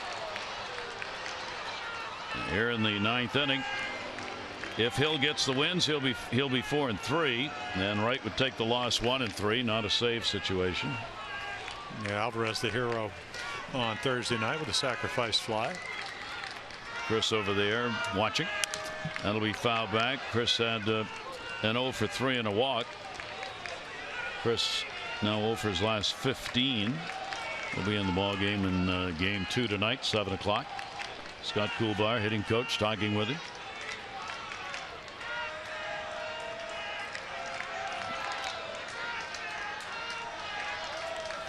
Oh, 2 delivery. Hendricks gets it in there, and it's fouled back again. Well, during the 4-game losing streak that the A's had going, their starters ERA was up over 6. Hill today a run on 2 hits over 5 2/3, and his ERA went up on the road. How about that? He started .95 for a road ERA. Now it's 1.09. 0-2 pitches up high. He will be 4-0 on the road, though. Yeah, it looks like Liam Hendricks, he just kind of gets into one of those throwing patterns, and I'm sure Voigt's saying, hey, settle down. We need an out. We need a quality strike. Certainly he's got the velocity, and he actually the Rickard base, it was a great slider. Then he's thrown as a good curveball. It's just maybe overthrown a little bit. 2 in scoring position. 1-2 delivery. They're going to get home. That ball is in the gap. It'll go all the way to the wall. Scope will score. Rickard will score. Alvarez has got a double and 2 RBIs, and the Orioles not done yet. 8-4. Yeah, now Bob Melvin has to make a decision. You want your closer in, or you're going to give up? I mean, right again, he just threw him enough fastballs, and eventually doesn't get it around the letters. He gets it more between the belt and the numbers. I mean, he's right on it. He's shown nice power to the opposite field. So if your closer's got a chance to get a save, you go get him, I guess. So Alvarez keeps it alive. It's an 8-4 game. 7 hits now for the O's. To the pen go the A's.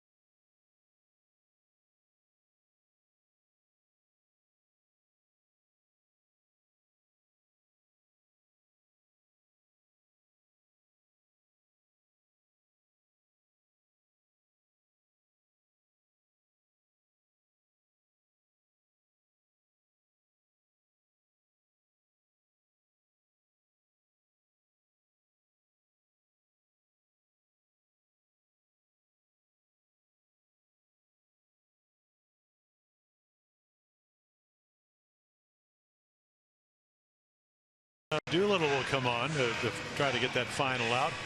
You can see a lot of fastballs, and why not? Yeah. Those extremely hard, upper 90s. Occasional breaking balls, as you've seen. Lefties, 2-11, righties at 276. Fly ball pitcher.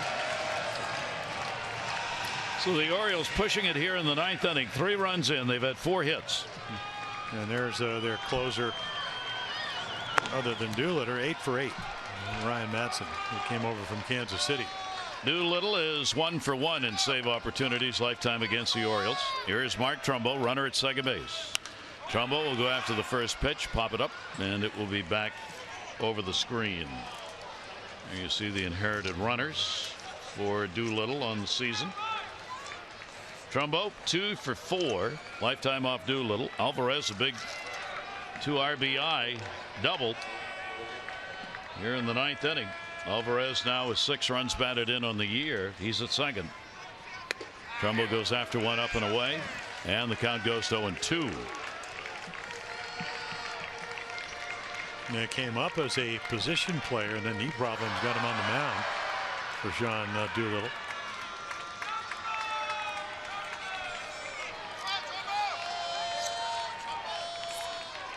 (0-2) delivery on the way, and that's the ball game.